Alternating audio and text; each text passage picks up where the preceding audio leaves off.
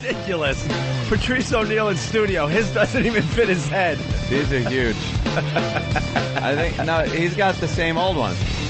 Oh, it must be the hat or something. You look weird today. I don't know what it is. You look like you should be in Run DMC.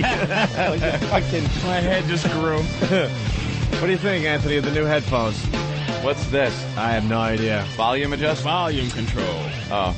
They're noise reduction headphones. I guess if you're in a band or something, you know, and you don't want to hear everybody else playing around you, like if you're the drummer or something, you throw these headphones on and it takes the noise out of the room. Yeah. But they're really tight on your head. You know what it is more than being tight on the head? They're so bassy. Like, this is really weird. I got this deep voice. Whoa, whoa, whoa, whoa. Yeah, I'm changing out. Yeah. I mean, they're not. I could see them being good under certain circumstances. I think voiceover recording, this should be very good. But for having 5 or so other people talking and hearing them through these, it's a little odd. It feels like there's like a clamp on your head. And when you're doing a radio show where you got to move around a lot and... You motherfucker, you made me pop your fucking eyeball out. Right. Well, can you have like a psychological... Imagine if you started with those and then you would introduce the ones you have on now or the new ones. Right. You'll be like, fuck these ones I got on. Radio guys... Give them a shot. Radio guys are very strange, Patrice. Ah, there we go. I feel better. I had the same headphones for over 10 years. I used to duct tape them together. We had an engineer at the old place, and he would have to like wire my headphones on a weekly basis because the things were falling apart. Because you get comfortable with them. Yeah. All right. I mean, those new headphones, they're just not going to get the job done. All right. No. All right. Let's say hi to Nina on Long Island. Nina! Hi. Hi, Nina. Hi, Nina. Hi, Patrice. I love WebJunk 20. Thank you. Ooh, there you go. I love Patrice when he's on The Office. Yes, as the warehouse worker guy. Jesus And Christ. you might know him from Arrested Development. Yes. I always play just some big nigga with one line. The prison Watch guy. out, sucker. Or you might know him from Head of State, a little Chris Rock movie. Yes. But no, I was asking Patrice this in the office today. It's all about WebJunk 20 when he walks around the streets of It's just Manhattan. Like, oh my God, it's little white girls and young thugs. That's what knows. Yeah. Just the complete opposite. Yo, son. Thugs. Oh shit. Oh shit. I think I'm getting ready. Oh yeah, you see me in the cut, right? Oh shit, I saw your HBO special. Nope. Oh shit, you the web nigga. Oh, yeah. Oh my God, it's the WebJunk. The little white girls get it exactly right. It's WebJunk 20. I love the dog that ate his own toe. Oh, yeah. Thank you. What do? You just go, yeah, thanks. I go, thanks. And, but you know, not to be unappreciative, but it's like, whatever. What the fuck you gonna do? It's good for Patrice. He's on one of those VH1 shows they show 20 times a day. But if they come see my show, it's gonna. Don't bring your kid. Like, it's not a teenager show I'm doing as a comic. He's so funny on VH1. Let's bring the kids. Oh, just horrified. As I go, leave, bitches, and take your kids with you. You, what you come with your family for, faggot? So, Nina, what do you have today? Well, I just wanted to say that I went to the restaurant the Saturday before the blizzard, and it was phenomenal. F.H. Riley's? Yes, I did. Come on, tell everybody about it. It was classy. It was amazing. The food was... Oh, Opie, what a time. What a time for the phones to disconnect. She's during a good plug. Too, the food was what? The phones just exploded. I thought she was going to say phenomenal. We really have to fix the phones. Yeah, please. Please. Damn, she sounded good. I wasn't even close to the mouse. You know that. They just exploded. Please. I was going, maybe Washington is sick of all the plugs from my brother's restaurant. Said, and they're cutting it off? For now on, anyone gets through to plug that dumb restaurant, just blow up the phones for a couple seconds. There's some kind of computer program they have that recognizes the word. Right. Well, Riley's. It's F.H. Riley's, 400 New York Avenue in the heart of Huntington. You might want to go to dinner early because on the weekends especially, the place is blowing up. Yeah. It's getting a little out of hand. Hey, can we have an opening day party, like a warming party for your new house? No. Can we all come over to you? No one will be coming over to my new place. I closed on my house yesterday. F.H. Riley and then over to Anthony's house to chill you. out and relax. Yeah, that's why I'm exhausted. Nothing worse than sitting in... You know how my love of lawyers, right? And just business and business people and meetings and conference rooms and paperwork and everything I hate. And I've talked about this on the show. I hate all those things. When we go to Washington and have to sit at a meeting, I stare at the floor and doze off because I can't be in those situations. And closings are full of that. That's all it is. Lawyers talking to each other, throwing numbers around, writing on paper with little calculators, and then they trade the paper, and the other lawyer, he types on his little calculator, and if there's a missing number, they talk to the mortgage person, and the title guy is there, and he's there, and things are being faxed and copied, and you're signing 8 billion things. And then at the end, you get a key. It's like at the end, you're handing over huge amounts of money. You get a key. It's like, gee, did you see a picture of his they'll house? shake your hand. Yeah, it's beautiful. Did you pick out which window they're going to crawl in when they break in and rape him? Yeah, and no the girl? kidding. No kidding. No one's getting in there. I see what window. I already cased the joint. Patrice cased the joint through a picture. Right there, that window. Because that window right there. That's the one. His 8-car garage and his fucking big giant door with no knob on it. Bong, bong, bong. Hello. You ring? Yeah, he's gonna have a goddamn butler. And he's gonna have to marry his girl because it's a fucking it's not you can rent a house with a girlfriend. You cannot buy a house and people come over and go, hey, how you doing? This is my girlfriend up in the mansion. This is my bitch. She said you're in deep shit now. You can't have an 8-bathroom house and this is my girl. My girl. What are you saying? That's for like a bachelor pad or a... Yeah, so imagine your friends come over, you walk in that big, what I saw, that huge 40,000 feet windows and shit, and you walk in and there's a woman in there and you want to go, hi, are you the lady of the house? Are you the first lady? No, I'm his bitch walking around this fucking mansion. Because that's how girls gonna be. Your girl's mad cool, but she was cool because she was a renter. How the fuck you gonna buy a house? My bitch, let me tell you, she's already planning when I like upgrade to a better apartment. She's like, are you thinking about moving in by yourself? It's like, yeah, but... Now you think your girl's gonna be walking around in the master bedroom and the fucking your friends come over. It's called a master suite. The master suite. Master suite. And she's your girl. Watch what happens. Watch what the fuck happens to him. You should have rented for the rest of your life, asshole. It's over. all that I'm not getting married shit, all your horse shit, you're gonna get married, or she's gonna leave you. And he's not ready for her to just walk out. But I tell her to leave, and I tell you, I go, bye, bitch, and hear the echo in my big house. Bye, bitch. Shut the front door. Take care, ho. I'm leaving, and she has two fucking bags. You know, Patrice has a very interesting way to look at women. Wow, what were you saying in the back office about your girl? Like we were talking about this thing in the Post today. Where is it? Where's the thing? Oh, fucking! And then you had a great angle on it, and then we'll get back to Anthony's house. In the New York Post, they have this article in the Pulse section called "Photo Site Strikes Back at Catcallers," and they got these girls that are maybe 6s. Maybe. Those two on the front. 6? Stop. I wouldn't even put them over a 4. I'm being nice. 4 down from a 10. Yeah, there's no way they're 6s. The one looks like a young Melissa Etheridge with a short haircut. She looks like Darren Etheridge. She's like Mike Etheridge. She stinks. These girls should be happy that there's guys catcalling. That's what the fuck. My girl. But hold on. Let me just explain, and then you could pop in there, Patrice. So they're striking back. You know, everyone has heard about women. They walk around in New York City. And construction workers are hubba. They're doing their lunch. Say. Man, they do just line up though. It's hilarious. Yeah. They'll line up on Fifth Avenue, 20 in a row, and just comment on every girl going by. Right. Yeah. So these two, I guess, started a website to get back at the catcallers, and what they do is they're encouraging women, if you're getting catcalled, to take your cell phone and take a picture, and then upload it to this website. Not quite perverted justice here. ladies. Right. Oh. They're not quite really capturing. I don't think this is going to jeopardize these guys' Wait, lives. Here's the website before we give it out because it'll blow up if you want to check it out. Let me take a look. See, Here, give it to the E-Rock first, Oh. so I could see it, and then there you go. all right. And then, like, if you're one of these women that got harassed, you take the picture, and then you could, like, comment about how it felt and what happened to you on the streets of New York.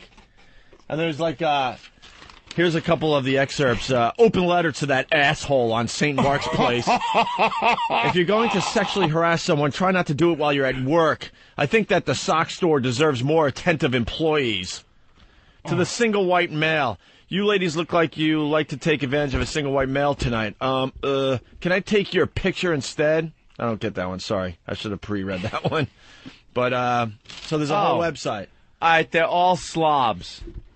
Oh, my All God. slobs. Look at that awful crew of... This is what I'm saying, man. The girls like this ruin it for, like, sexy girls who enjoy that.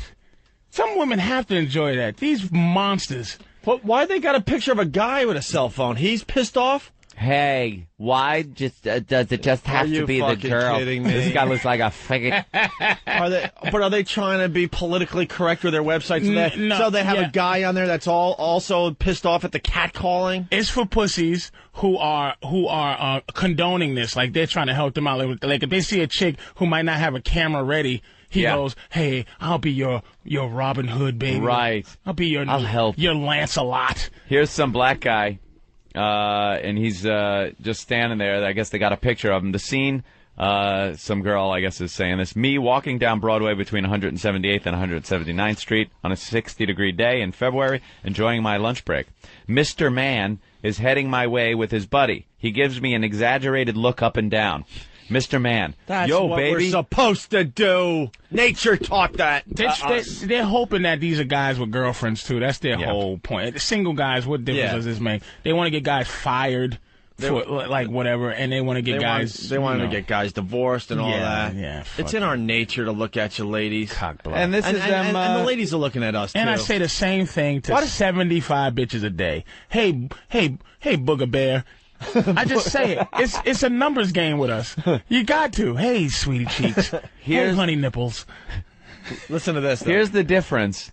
Look how this scenario played out.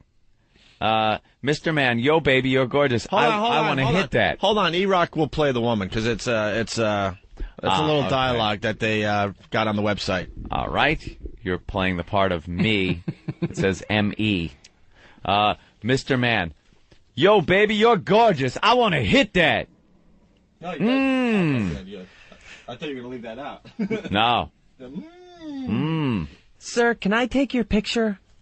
Why do you want to take my picture? Because I'm taking pictures of everyone who thinks I'm pretty today. Girl, you could take my picture every day. And then it says, the weirdest part was as soon as I started talking to him, I could sense that he wasn't a kidnapper, rapist, or even a real asshole. He was just a confused guy with absolutely no lady skills. Still, if I hadn't turned around for the hollaback, I would have walked on feeling a little shaken and self-conscious. How am I supposed to know which are the nice guys and which just don't get it? Don't get what? Hollaback 1, Mr. Man 0. Play better next time, Emily. Hey, what's up, baby? Can I finger pop you or rape you? One of the two? But that's what you're going to get, is just a guy commenting like that. Well, holla back. New York City empowers New Yorkers to holla back at street harassers. This is the explanation of the website here. Whether you're commuting, lunching, partying, dancing, walking, chilling, drinking, or sunning, you have the right to feel safe, confident, and sexy without being the object of someone's fantasy. So stop walking on and holla back. Send us pics of street harassers. You can't feel sexy unless somebody's harassing you. Women don't have to... How can they feel? They don't even know what they feel about themselves until we fucking let them know. Here's what these guys are doing, too. Look at all the pictures. They're posing for the pictures. Mm-hmm. The girls are saying, hey, could I take your picture? And they go, yeah. That's entrapment. And they just take the picture, and they're smiling and having a good time, because guys don't care. See how little skills women need to have to do shit? Mm-hmm. Even to set a guy up for their fucking website. Like, guys, we would be thinking all kind of amazing ways to take a picture of a bitch. Yeah. And she don't know. Right. You know, it's always going to be her looking in the skyline or fucking fixing her dress or something. Yeah. But them and us, knowing how this should tell you how stupid this website is by how easy we're fucking ready to be an asshole. To take pictures. Exactly. To get a picture taken. Did you see the one with the dirty old men? Yes. These fucking guys, they're way up there in years. They just want to look at a piece of ass as they're walking These are down 70-year-old men walking with down canes. the sidewalk. They look like they just got off a plane from London. Yeah. They got that's that how London, they're dressed. They got that London look to them, and all they're doing is walking down the sidewalk, checking it out, right? With canes. And this chick, Asia, couldn't deal with it, so she sent in this story in the picture. As I'm walking down Broadway, the man on the left hisses, "Nice!" I ignore him. When again I hear, "Nice!" I turn around to see if this old dude actually has the nerve to harass me. He lifts his cane, points it up and down my body, and with raised eyebrows repeats, "Nice!" Sure wasn't Norton? Apparently, Like his line. Apparently, Nice. for these two, wisdom doesn't come with age. You gotta be That's it. joking me, man. Something gotta be done about that shit, man. And there's their pictures. Could you see going down the street? I want a guy to walk down the street and walk up to a woman and go, "Hey, can I take your picture?" They'd go, "Ah!" Exactly. They'd be screaming, running away. The amount of skill it doesn't take to have this website. Because then they could do it to anybody. See, this is the type of shit. But like I said, it's the thing that makes life even. It's like the fact that girls can just do this so easy. Yeah. Is that she walks up the street and she could just not look. You could look like a motherfucker that took her purse 6 years ago, and she just goes, "Can I take your picture?" Okay. And just make up a goofy little a story. You know, you think this is all fucking legitimate? You got it. Exactly. Hey, can I take your picture? Yeah. Sure, baby. Hey. Did you get that, or you need another one? And Did then, the flash go off? Now you're on the internet with, you know. Yeah. That's why I hardly ever try to put my face. Well, there's a lot of internet shit in me now. Like, I let fans take pictures and shit. What are you going to do? I guess it's different if you, whatever, you know. But, Yeah. but on the street, dude, you know what I mean? Some chick just decides to have that kind of control, Snap a picture, you're on a website. you know, for saying hello or nice. That's what we're supposed to say. To slobby girls. Look at the big fat one in the middle here. She's Who is she? horrendous. Who is she? And it's a guy. Who's the guy? And they're all mad. Yeah, they're all angry with their arms outstretched with the camera phone. Fucking my Snapping girlfriend pictures. comes over my house, and there's a Puerto Rican dude that tries to, he damn near tries to rape her every time she comes in the house. And she comes, he's bothering her. And I'm like, bitch, if the day he doesn't try to rape you when he comes, is the day I leave you. So pull your bootstraps up, bitch. This is what he's supposed to be doing. I don't want my girl being safe. Oh, shit. Patrice just keeps his women in line, man. Oh, yeah. Fucking even set up an obstacle course to make sure she's worthy. Like, did he rape you? Well, he's not gonna rape you, but he's gonna harass you, bitch. You need to be harassed. I don't want no harassless bitch in my life. So this website has a lot of stories of guys that are just doing what guys are supposed to do. Yeah. And these girls are not liking it, and they're taking the pictures and sending them into this website. It's a numbers game, Opie. I mean, not for you. You know, you're in love and whatever. You know, you fucking faithful, but it's like it's usually a numbers game. To motherfuckers who out there getting girls, you know, you try to get as many. We don't like quality, we like quantity up until a point till you siphon through the amount of women. You find that one that you go, okay, this could be. I can hang out with her. I'll give her a little time and some attention. Right. But other than that, man, if any woman out there meets a guy and he says, "Oh, I'm single," he's not single. He has at least 30 bitches that is around. Like if I told my girls, like, if you left me, the amount is amount of women that you represent. If my girl left me, I'd be hurt. But I wouldn't be totally out there. What I would do is I think my girl in my life is worth 5 bitches now. And if she left me, I'd take her spot with 5 bitches. It don't matter who they are. That's the exchange rate That's the on your exchange girl. rate of my girl. She has built up to at least 5 women, man. Wow. 5. And why does she stay with you? I'm a good man. I'm a good man. As much shit as I talk, I'm a good man, but I don't, you know, we had a big argument the other day. I was like, look, let's just break up for like a few weeks because she thinks she knows. Look at you. Wow. A few weeks. Well, because she thinks she knows where the sky is now. Like, what women do is they get sick of you. They got 2 halves of their brain. They got one half that goes, you know, I love him so much. Anthony's beautiful. And it's the other side that goes, fuck that nigga. He ain't shit. I'm a better motherfucker than him. So there's always that war. So basically, there's a time, like, I'm sure you tell your girl things, like, she's younger than you, so there's things that you know. Like, if you're 12 years older than your woman, right, and you're trying to talk to her, and she's like, I know. It's like, well, hold up, bitch. So if you're 24 years old, can a 12-year-old person say to you, I know. You're 12 years younger than me. If you're 12 years younger than me, bitch. My girl's not that young. She's like 4 years younger than me.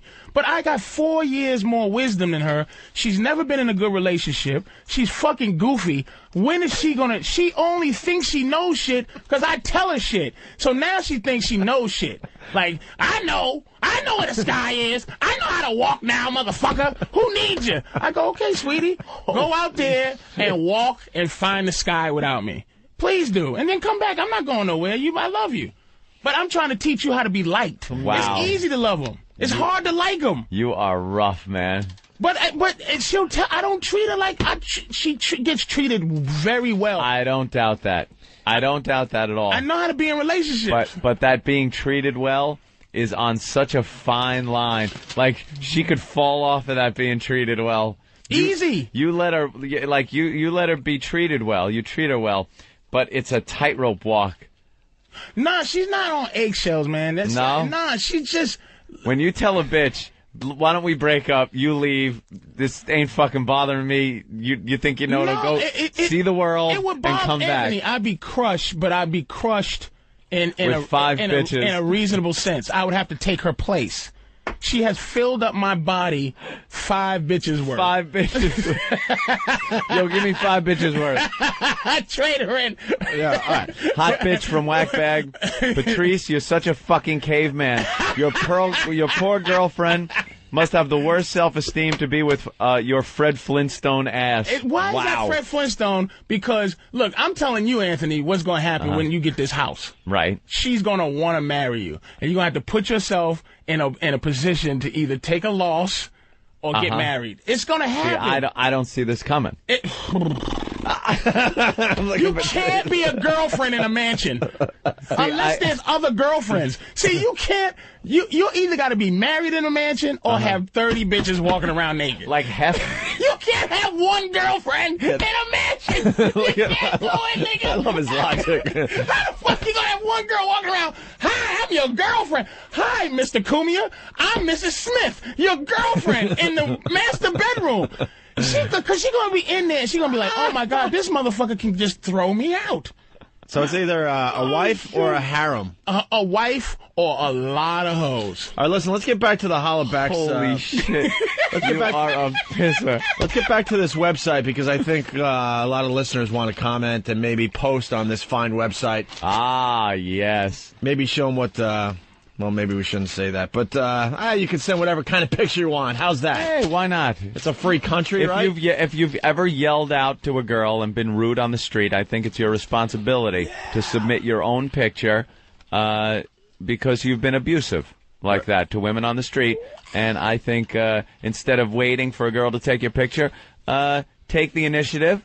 Take some responsibility and send your own picture That's in right. there. And maybe they want to hear from the women that have no problem with this, by the way. I mean, I know that Steve and Ben get a lot of pictures from our listeners. Yes. Especially at Jimmy's request. Perhaps some of those photos should make their way to this site. Well, the website is hollabacknyc.com. Holla is HOLLA.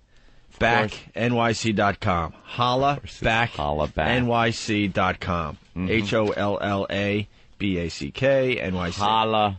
Holla! Let's go to Chris on Long Island. Chris, what's up? Hey, I just wanted to go back and say what that girl was saying about F.H. Riley's. I was there the other day, and it was awesome. I'm telling you, the food is unbelievable. Try it for yourself. But the weekends are starting to get slamming, so you might want to go a little early or during the week would really be the best time to go. All right, Chris, thank you. Wow, Patrice getting slammed. Patrice talks some mad shit. I bet if his girlfriend says jump, he says how high, yes, Pookie, whatever you want, dear. He really, and then he called you a lying knitter rapist. Mm-hmm. Mm-hmm.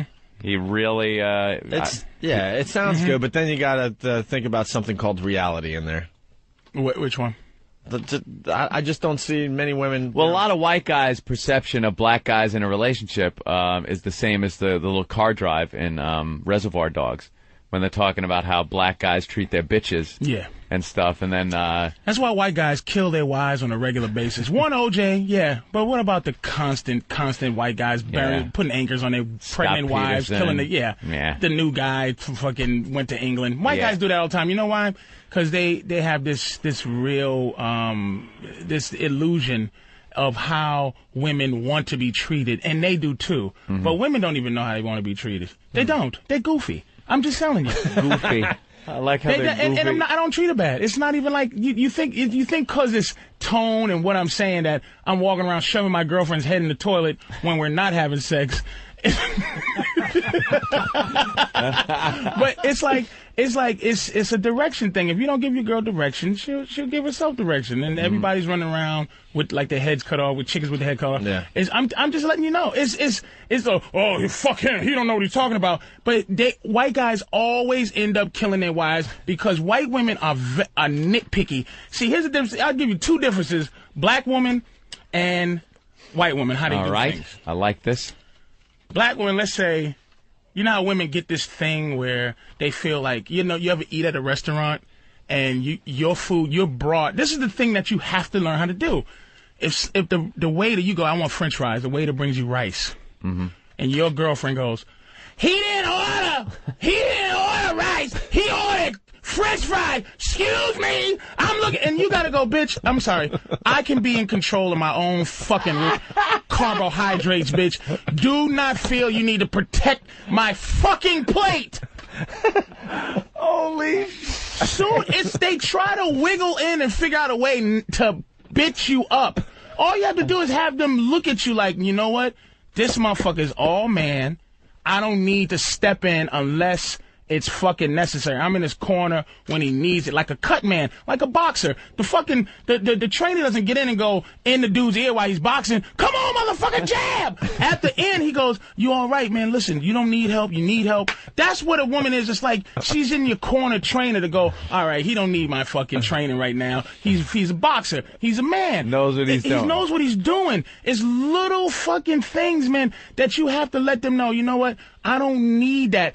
But women, I'm telling you, they get this thing where, back to the difference. The black women will go, like, say you go to a store. I used to have this girlfriend who, it was amazing. She would get me, if I could wear a shirt, and it could be ripped, it could be sweat stains underneath, it could smell like shit, and she would get my money back. Because she would go in there, and here's the difference. She would let you try to be a man. This is why it's hard. It's harder to deal with black women. She would let you be a man for the 5 minutes that you needed to be, like, to get there. Like, you go in there and get that money for that shirt. And you would go in and go, I had this shirt for 6 months and this has a rip in it. And I was wondering if I could move, nigga! You ain't doing enough! This motherfucking shirt it's only been 6 months! Give him his motherfucking money back! Okay. Black women give you 2 seconds to try to be a man. Right? And then, they'll go for it. And then they'll take over. And it's volatile. It's a volatile thing. White people's relationships aren't volatile. No. It's a white woman whispering man stuff in your ear until you kill her. So you kill her? Sweetie, are you going to let him, you're not going to go get the money for that shirt. Listen, stop being such a faggot. And stop being such a piece of shit up a spineless worm. And go get your money. Go get him, baby. Go get him. Go, you're a man. Supposedly, you're a man. That's what I heard. And this constant needling and constant fucking in your head until you fucking kill her. You snap and choke. Because you leave all your emotions deep inside. All right, let's go to Bill in New Hampshire. Bill, what's up? What's up, man? Hey. Patrice, just getting divorced, an 11-year relationship, started dating this broad, kind of hanging out with her all day. I'm not really dating her, I'm just becoming friends. I want to know, how do you think I should play it? White girl, got a kid, I got kids. You're just hanging out and shit like that. But I don't know, I feel a little Oh, geez, this is a little gay on the radio. But that's, I don't know. How should I... But you don't sound like you have a specific problem that need be addressed. No, it's just, I guess it'd be the wife and her ex, those situations, and dealing with the exes and the fathers and the mother of the babies. Oh, just, my girlfriend got a baby from another dude. I don't even know the motherfucker. Really? Yeah, I don't even know the motherfucker. Really? I never met him, don't want to meet him. Yeah, How do you play that? I have sex with his baby's mama. That's his situation. See, that's the thing. You can't be so attached to that body, man. You forget it. It's like you're never gonna meet a girl whose hymen ain't broken. You know what I'm saying? None of them are special. How old's the kid? It's about 7. Oh, Jesus. Have you ever met the kid? Yeah. We make the kids. The kid likes me. I like the kid. I don't try to raise her. She just has to respect me because I'm a grown man. When the kid's father comes around, what do you do? He don't come around. And if he did, I'd be. They know I exist. I buy her beds and shit. I buy her like toys. I'm really, you're playing I really confuse the issue with shit because I'm a nice but the thing is, you'll never ever have to worry about that shit. Concentrate on your relationship with this chick. I'm telling you, don't worry about it. Here's the thing, man. A good relationship is always one where the girl is a little bit insecure. Not like, oh, bitch, your breath stink or your head's fat. It's just that she's not comfortable whether or not you'll be happy if you leave. I'm telling you, if she thinks you'll be ecstatic if she leaves, she won't fucking go nowhere. So you always play the card like you don't give a fuck, even if you do.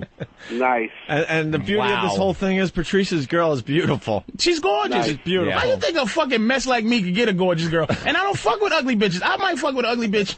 It's all psychological. But I love beautiful women. I want to get, it's psychological. It's a mind thing. I can't outfuck anybody. My dick is, Hey, Patrice. You know, before can't outfuck a guy, some young guy with a good back. Before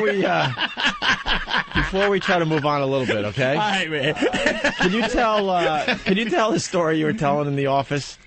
Oh, really? Oh, shit. Yeah, a few years ago. This is a real story, right? Yeah, absolutely, It's based on reality, so it'll be all right. I met this chick. Speaking of chicks and girls. Just and crazy shit. Shit. Oh, and this is, you know what this is relevant to? It's relevant to, if you act like you don't give a shit, women's power is in your fear of whatever they're going to do. It's like, whatever. So I met this girl. We went back to my house. We was fucking around a little bit.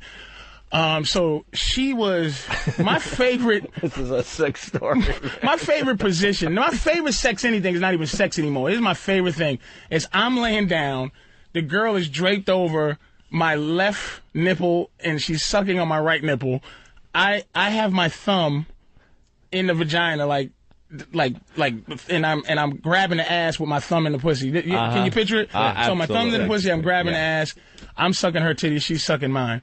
So I'm sucking long enough, and milk starts to Oh, Jesus. Milk starts to shoot out. It gets better, kid. So I go, in my head, I should go, oh, this is disgusting. Yeah. But I go, wow, I'm thinking of like Lactate Mama's 9, on the porn. I'm like, wow, this is a porno shit. This is some, I'm like, this is some heavy shit. I'm like, oh, yeah. She's like, I go, yeah, where's your baby? Thinking like a bad girl thing, like, yeah, your baby's somewhere with the babysitter while you're fucking this guy. Where's your baby? She goes, oh, I had a miscarriage, Daddy. So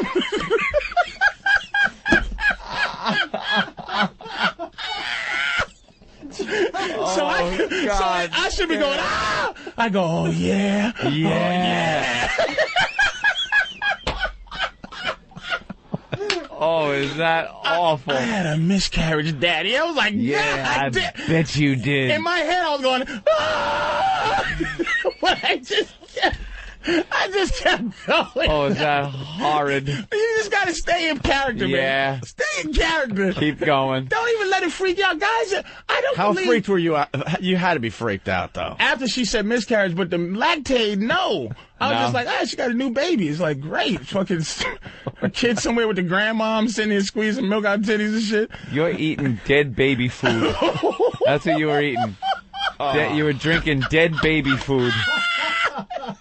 It is what it is, is, man. I didn't make up the fucking thing. It just happened. All right, we got Lisa. She's very pissed off. Is she really? Yes, she is. Oh, no. Lisa in Jersey. Lisa. Yes. Hi, Lisa. How many girls is he with? It just shows the product of woman he's with. I just can't believe that women fall for his crap. Oh, you're an easy mark. Listen to you. You have no I'm an guidance. easy mark. Yeah, I would get you within 2 days of knowing me. You'll be subscribing. Yeah, right. Yeah, just by your answer, sweetie, I can tell. You go, this is classic. Yeah, right. Whatever. Here's what is on your mind. I'm a big, arrogant, big mouth fucking asshole, right? And you want to destroy that any way you can. So here's what you do. If you're pretty, this is where pretty girls fuck up.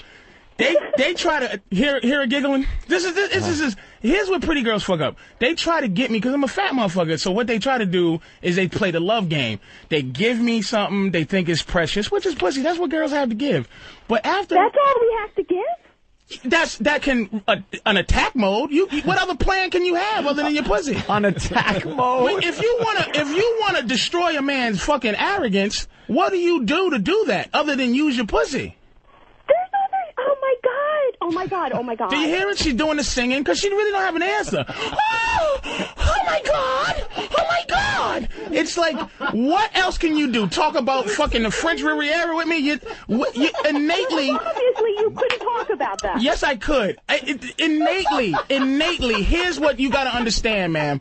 We don't like you. No matter what you know, we don't care if you know all the quarterbacks in the NFL. We don't care if you know every team color. We don't care if you know all the GMs. We don't care if you know every basketball. We don't care because innately we don't like you. So you try to infiltrate your personalities on us and you realize that you're not interested, then you try to fuck us. When that doesn't work, you're ours. Okay. So that's the only reason that you're interested. At first. And then, look it, if I work hard to get what I want, which is pussy, right? You agree with that? That we work hard to get pussy, right? Yes. Then after I do what I do, what's your job? Don't you like the companionship or some kind of... Yes, but in a possession kind of way. Like you go, wow, this girl, you know what women have to do? Grow on you. My girl been around for 4 years. Grow on you. Oh, my God. Yes. Oh you my God, love I have to meet your girlfriend. I have to meet her. I can't imagine that you're dating an intelligent, beautiful She's woman. a genius, really. She's fucking a genius girl. I date doctors, lawyers, people tell you. I don't date no fucking homeless people, retards. No one that dates on Paxil or no shit like that. Somebody's in bed with you telling you that she just had a miscarriage. That sounds like an intelligent woman. Oh, well, that's a goofy bitch, but that's the type of bitch you fuck when you just meet. A bitch with lactated fucking had a miscarriage. That's the price you pay when you meet a bitch off the street. But that was a snack for Patrice. Yeah, I'm just talking about like a girl like you. That wasn't dinner. We would go out to dinner. You would curse me out for a little while. You would understand because you innately you don't have your own philosophy because you're not really saying anything now. Yeah, when Patrice brought up the fact that the pussy's the weapon. When they when you girls go into battle for the first time, this is before any get to know you, whatever. It's just because we know that's all you want in the beginning. Well, that's all we want, but in the beginning, that's not all I want unless that's all you got. Now, if all you got is pussy, why would I try to... You don't sound like that. You sound like, this is the way I keep her on track, and this is, she's... Yes, look at your mouth. Like, you can tell there's no guidance in your life because you're too comfortable yapping about nothing. Okay, Patrice. You talk about nothing all the time. Right, because I'm a guy, and that's what we do. But the stuff you talk about that you think is about something. You talk constantly. Thank you, but it's always interesting when guys talk. All right, Lisa, thank you. We got a couple more here. Let's go to Kevin in Nebraska. Kevin. Hey, guys, what's up? Jump in, find your spot, and go. Hey, Dr. O'Neal, man, you need to shut up. My wife listens to this show, and you're giving away all my secrets. I'm sorry, man. I don't want to get no good soldiers in trouble. But it's just, they just yapping. Let's go right to Colorado. Kirsten, what's up? Hey, I totally agree with Patrice. Absolutely agree with Patrice. Women need to know their place, know what they do it well, and please their man. And their man will be around forever. Good girl. Wow. Forever. Good Absolutely. Girl. Men need a writer. Be a writer. It's not that difficult. Keep your mouth shut. Do what you're told. Be who you are. Is that what you do with your girl? That's what I do with my man. All right, thank you, Kirsten. Let's go to John in Utah. John. Deep voice. Yeah, I just wanted to say Patrice saved my marriage. I was the doting husband, and it was all about her. Started to listen to him, and things were going bad. So I started going, well, what would Patrice do? I started following his advice. What would Patrice do? It was bad at first, but it's turned her around, and we're happier than we could possibly ever be. WWPD shirts you're going to be Here's seeing. what he said. Here's what he said. We're happy. Yeah. A happy man is a happy relationship. A happy woman is a miserable man. Patrice. Wow. She wanted me to be the man. That's what the fucking point is. You got to do a one-shot deal, a relationship advice show for this channel. God. Like 1 hour, 2 hours, whatever you want to handle. I'll do it. It's just simple. We'll work that out with Washington. We'll get Patrice O'Neal on the show by himself, just taking calls. Why it works about your for me. relationships. Here's why here's why you should always understand why it's legitimate. I'm a fucking mess physically. Like, I'm gonna try to get in shape one of these days, but naked, if you look at me naked next to my girl, you will go, what the fuck? Like, my self-esteem has to, like, when I fuck her, I have to go, why is she fucking me? I would never give me no pussy. And it's like, I'm looking at her going, what's she up to? This is, like, my low self-esteem. Gotta be an ulterior motive. my self-esteem's so low, it's high. Like, I go, what is this bitch after? But I start realizing it's a mind thing. All they want is just a motherfucker they can look at and blink slow and respect. And you know, it's not about beating them and subjugating them. It's about they look at you and feel like they don't need to be your mama. That's it. That they go, wow, this motherfucker is in my corner. He handles his business. You know how sexy. This is what I'm saying. Your house situation, you become 1,000,000 times sexier. Because that's some man shit you did is buy a fucking mansion. That's some man shit. You bought a mansion, Anthony. So it's like your girl can't help but go, this motherfucker. When you're renting, she can kind of, that other half of her voice that tries to put you down, she can look at you and go, this faggot is renting at 59. But now it's like, this nigga's renting a house, this pussy ass nigga. You bought a mansion, nigga, and clothes. She wants you more. You're hotter. 59, finally. You're hotter than you was when you was renting. It's a fact. Fuck, man. Wow. That's really good. Hey, wait, hold on a minute. Let's go to John. You got people, man, reacting today. Oh, yeah. John in Pennsylvania. Patrice, I'm impressed, dude. You know how to keep your woman in line without a contract. Yeah, man. It's mine shit, dude. It's mine. I'm telling you. It's like, it's pimping without beating her and making her sell pussy. It's just, they want that, dude. Don't ever let them convince they don't want that. What will they do without, like, a man's guidance? You ever see a woman that once, like, they try to, you see how the success to a woman is being like a guy? It's like, I do this, I do that, I do this and that, and we can care less. Like a sexy man, like fucking a female Opie, like a woman that's in the same position that Opie's in, is not any sexier than the bitch that works at McDonald's if she's cute. That's the thing about us. We don't. Good point. Very good point. You don't see a woman walk down the A lot of people are calling you the Black Dr. Phil. Black Dr. Phil. That's the name of your show. We're going to give Patrice like 1 or 2 hours, see how it goes. Black Phil. It's going to be the Black Dr. Phil with Patrice O'Neal. Black ass Phillip. All right, Don's listening. We got to set that up. You want to do? I don't know. When would it make sense? As soon as I get my fucking whole mind straight, like I just go off with on impromptu. No, let's just turn on the freaking channel and just let the phones ring and see what happens for an hour. Yeah, we'll set that up in the very near future. Let's go to Turtle from Whackbag. Turtle. Hey, guys. Listen, Patrice, you're absolutely right. I've been jumping through hoops ever since I met my wife, trying to get the pussy, and once you got it, they put up more hoops for you to jump through. Mm-hmm. I got to go home and implement the O'Neal standard in my home. The O'Neal standard, because wow. She knows eventually you're going to figure out, if she doesn't constantly apply pressure, that you're going to figure out, holy shit, What? Like my man, he was nervous that his wife was gonna leave him, and I go, let me ask you a question. Like if we really sit down, if my woman left, your woman left, you go, what would you really miss about her? Exactly. Like, what would you miss? It's your own arrogance, our arrogance as men, because they're possessions, and if they leave, it's like, oh, it's like losing your favorite pencil, but it's like... Pencil.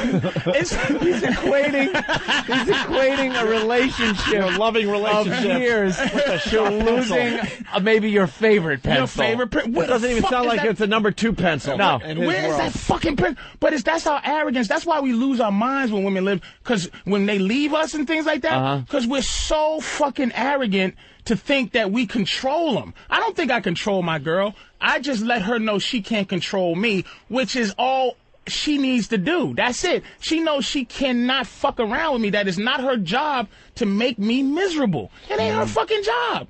No one says that she's supposed to make. Who the fuck?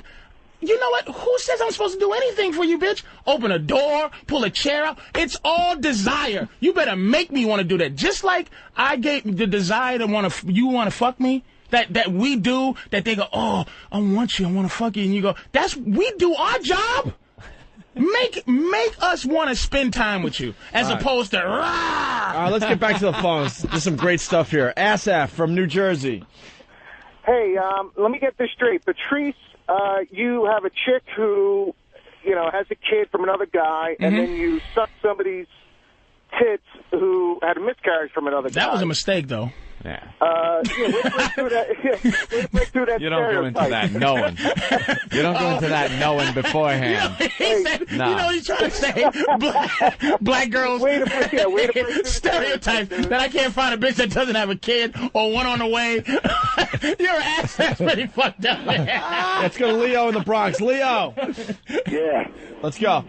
What's going on? Hey, I gotta say that Patrice, man, you're dead on. I did my own little thing with a woman. I've been with her for 4 years, and like the first 3 years, I was the biggest motherfucker to her.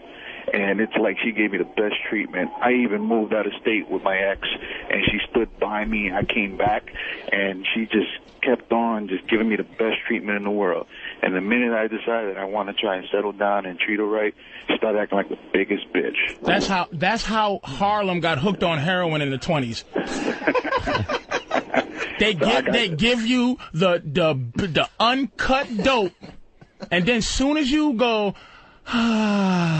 they go, gotcha, you punk motherfucker. That's what they do, and it's not their fault. It's not malicious. It's just nature. That's what they do. They can't help it. All you got to do, dude, is step back and just like whatever you do in life that you just make a conscious decision. You're going to make a conscious decision that you will live without her. As soon as she knows that you will righteously leave, she will righteously stay. They can't help it. Leave right. Get out of that. Wow, that is some philosophy, man. Yeah. A couple more here. Some philosophy. Bam, bam. Yeah, hey, Patrice, man, that might work for white on white or black on black. Man, I'm a white guy married to a black woman. And, man, if I started all of a sudden trying to do that shit, I would probably get my ass whipped. It's not like an attitude thing. It's a belief thing. It's like you have to just look at. I told my girl she's the fourth most important thing in my life. Okay? For now. And I'm going to tell you what the three ahead of her was. I'll guess. It was me. Career. My career. Family. My mother. Which is mom. And then her. Jesus. Fourth. And then she knows she's there. She goes, but, yes, well, you're important. And I consider you to be the person I'm going to grow old with. So I kind of put you ahead of my family, like my mother or whatever. And I go, oh, wow. Well, thanks, sweetie, but you're fourth. And I love my fish, too, so you better fucking watch your step. Yeah, what is fifth? What is fifth? Fifth would be the fish. My fish. So she just beats out the fish. She beats out my fish. But they're nice fish, she though. Better be lucky. He gets the exotic fish. You know how many fish. people are around my life? She's the fourth most important. To me, never love yourself. Never love anybody more than you love yourself. I love me. You have to. Numero uno. All right, let's go to Dave in Iowa. Dave? Hey, I've been married about 12 years or so, and I just cannot get my wife to give me blowjobs near as often as I would like.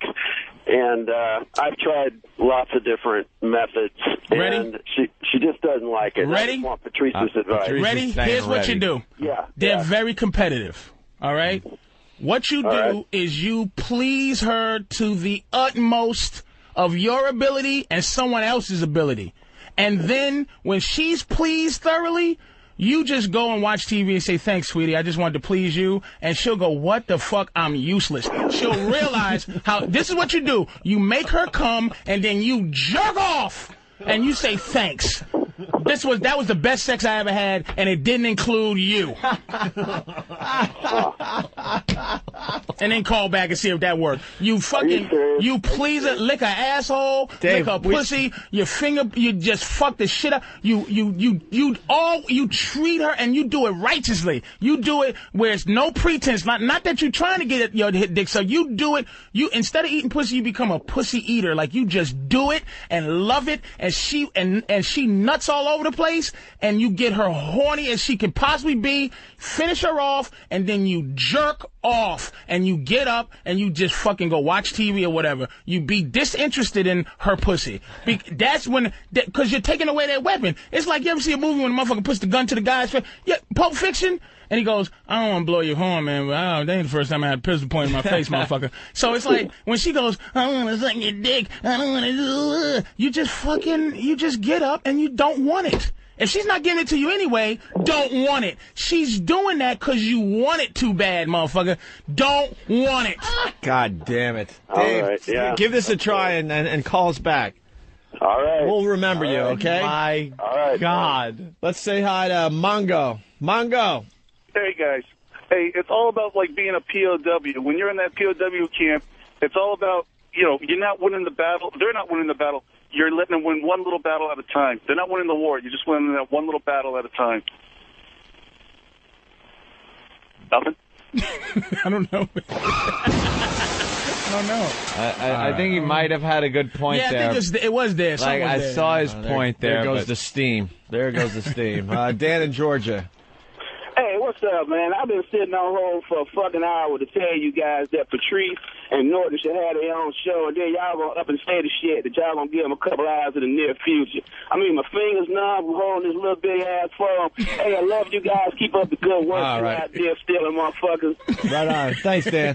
This is what we're going to do, because it's very obvious. We're going to give Patrice O'Neal, like, a 2-hour relationship show. And see what happens. If he wants to do it again after that, it'll be up to him. We'll work that out in the near future, and we'll do it. We'll find a time that makes sense for Patrice. Great. In between him being a TV star for VH1 with the Web Junk 20.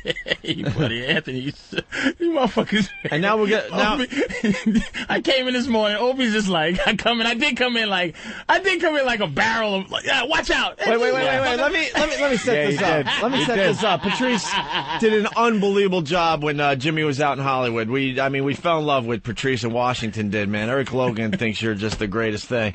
And we haven't seen him in about a month and a half because, Jimmy's back, and we're trying to fit Patrice and Bill Burr in because we love these guys too, And I just noticed a change. Patrice comes in, and it's all like, cha-cha, hey, what's up? like, you motherfucker. It really was. And it took 2 seconds. It didn't even. I come in, and I'm going to shake hands. Hold on, nothing bad, by the way. No. And then O gives me the fist like O does. And I'm tired of you not shaking my hand, nigga. And Ben, let me tell you something, nigga. You don't call me asking me for breakfast. You paged me for... No, you thought he had an ulterior motive. Motive, that's what to make sure the black guy was going to come in time or something. Yeah. And then Opie's like, wow, you really changed ever since you got a hit show. And I said, damn, I really am an ass right now. Yeah. He's bitching at Ben for... Actually, he's thinking, because Ben calls him up and like 5 times to ask, what do you want for breakfast? What do you want for breakfast? And not for a second do I think it could actually be legitimate. No. I'm like, man, I know what you're doing. And then it added on to the thing like, you know what? Why can't you shake my goddamn hand, Gregory? I just do the fist. I know, and he always does the fist, but today I'm going, Shake my fucking hand. I'm volatile and shit. But then you go, you're right. You gave me a tap. Yeah, I'm like, who am? What did I do? I'm like, Patrice, while you're out there being a star on VH1 and going to San Francisco to do comedy and maybe another fucking movie, Aunt and I sit in that office every fucking morning from 6 to 7 going, That's it. This sucks. I don't like being up this early. Aunt's on his computer. I'm on my fucking couch reading my newspapers. Nothing changes for us as you're like, cha-cha-cha over here and cha-cha-cha over there. It was all it took was just that one thing to bring you. That's why you can't have yes people. See, that behavior will get me. If people let me do that, I'll be on the first fucking plane to South Africa, sitting around, acting crazy, because motherfuckers let me come in and go, shake my hand, nigga. Right. It's like, what the? I'm sorry. What did you say? 0.4 web junk? What the fuck did web junk say? Your best line about that was like Web Junk 20. It's a hit show for VH1, and like, damn, after 8 episodes, we already have a best of. We have a best. We have a Web Junk 20 200-year anniversary after 6 shows. Yeah, then he's like, it's on so many times they're celebrating their 200th episode. It's already a syndication. He's only taped 6, but it's run probably. Someone should do the math. Those 6 shows have probably run close to 100 times. They're doing a best a total of 100 times. Best of show. Best of. Oh, that's great. Let's go to Pat in Boston. Pat. Hi, Jimmy. This is your mother. The black Dr. Phil says, take 1 bitch or replace her with 5. I love you. Hey, that's a great callback. JT in New York. JT. Guys, what's up, man? Hey. The show is going in a different direction. I don't want to ruin the flow. No, go ahead. Patrice, dude, I've been in a relationship now for 4 years. I'm with the lady. She had a kid before. We have a kid together. Man, I ain't got laid in 3 months. And I'm just trying to figure out what to do. I'm not an ugly dude. I get, numbers thrown at me regularly. But do I cheat? Do I stick it out? I've been trying to get laid. I don't know what the fuck to do, man. Help me. You go.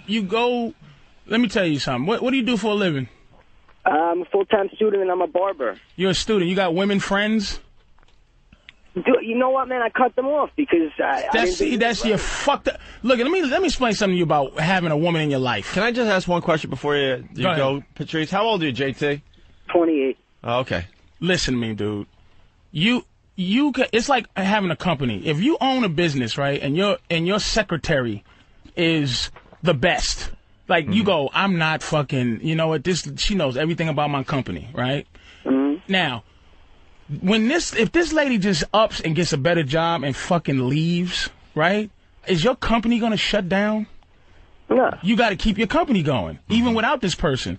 And the only way you keep the company going is you have a human resources department open. You got to always have some other candidates, some other people ready to be interviewed. You keep it floating out there. You just don't let them infiltrate your time. But what you do is you keep them around, you keep your charm up, you exercise skills. Like if you don't do sit-ups, your stomach gets fat. If you don't talk to bitches, you lose the ability to talk to bitches. So that's why you feel stuck, because if she dumps you off, you've been communicating with her on a regular basis for the last 4 years. So all you know is the little intricacies of your awful shit that you do with her. You got to go get other intricacies with other women, other skills, so you can introduce new shit to her. Because that's what the problem is when they think they know everything you had to say, they're bored with you. Here's what you've done, Patrice. Here's what the one thing. Your logic, by the way, is perfect. I would not criticize it. It is perfect, but it is just that. Pure Vulcan fucking logic. You are like Mr. fucking Spock, because you have taken everything, very logical, but completely removed any emotion from it whatsoever. The only factor that you leave out of any one of your analogies, your logic, your fucking teachings, whatever you want to call them, is emotion. The fact that men and women get attracted to each other and stay with each other on an emotional level that is called love. But Anthony, yes, wait a second. Yeah, okay, oh, no. Mr. Spock. Wait a second. Oh, no. Yes. The black Dr. Phil is about to call. Our shit is not, you cannot love a woman like a woman loves you.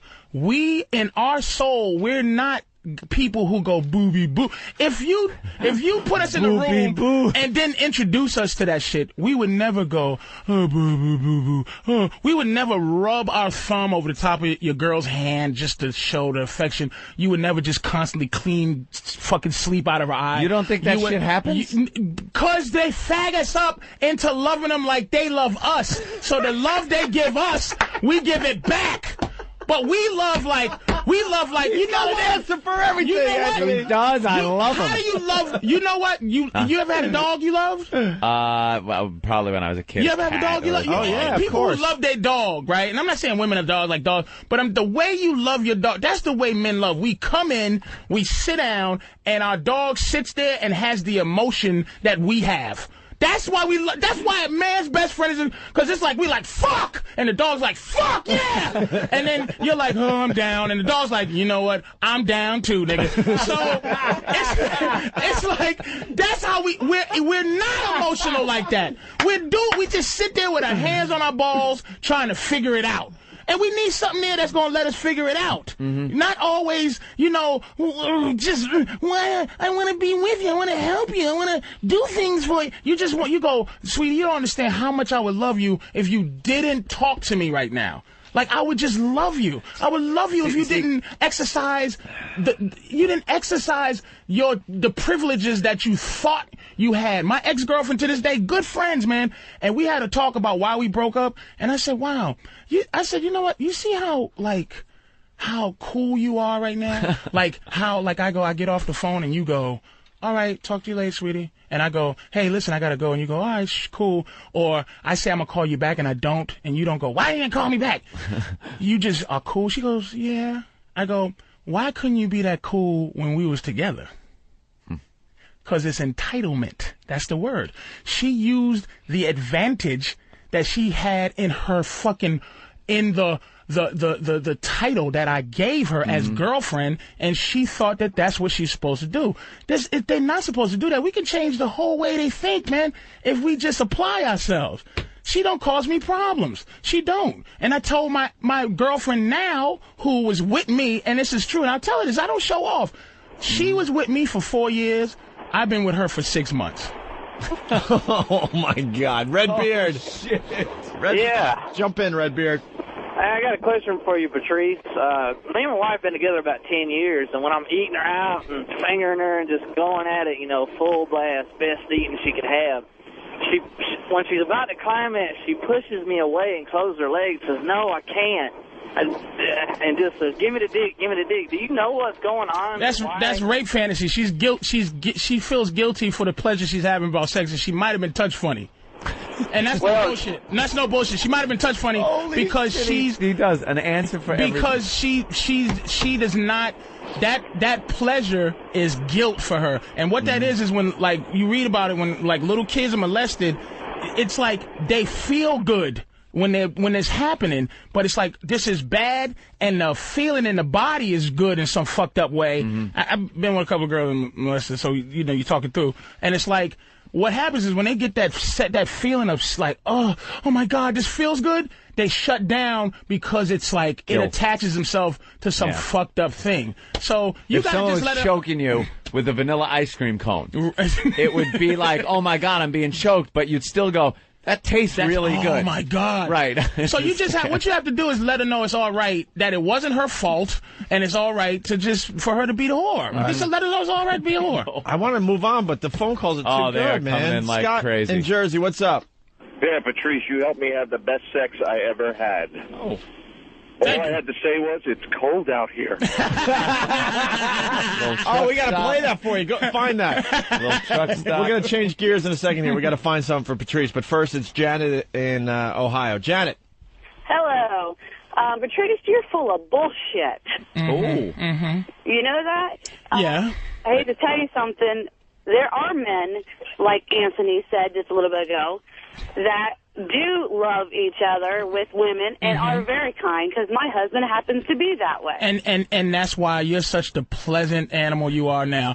You're just so lovely and just like that.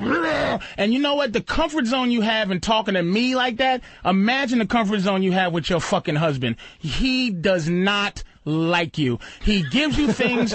He gives you things out of obligation, asshole. That's what he does. Shit. Yes. Yes. You couldn't.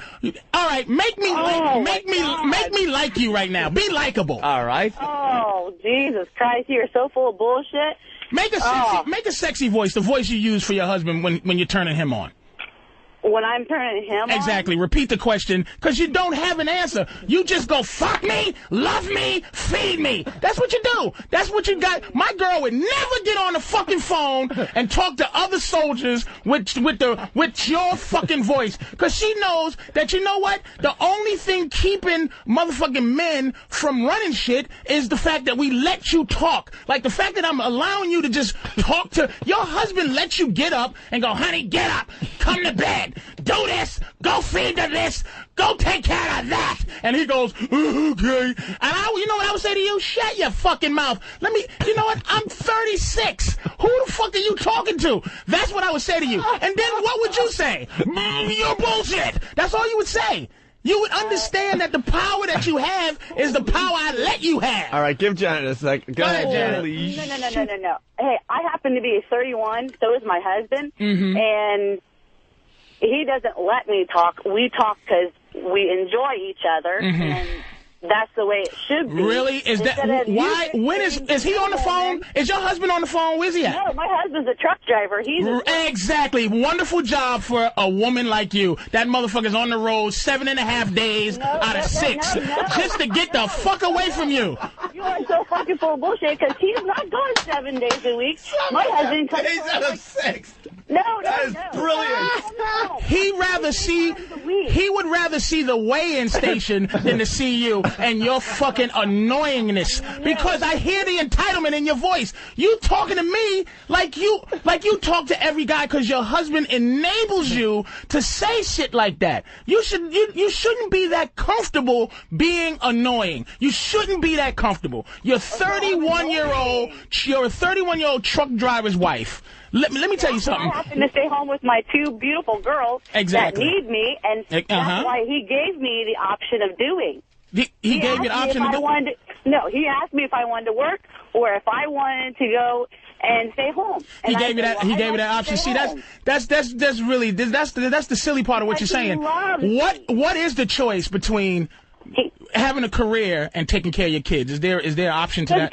Oh yeah, because kids are a career. Because you guys. Wait. If you had a choice to work or take care of your children, which one would people say they're gonna do?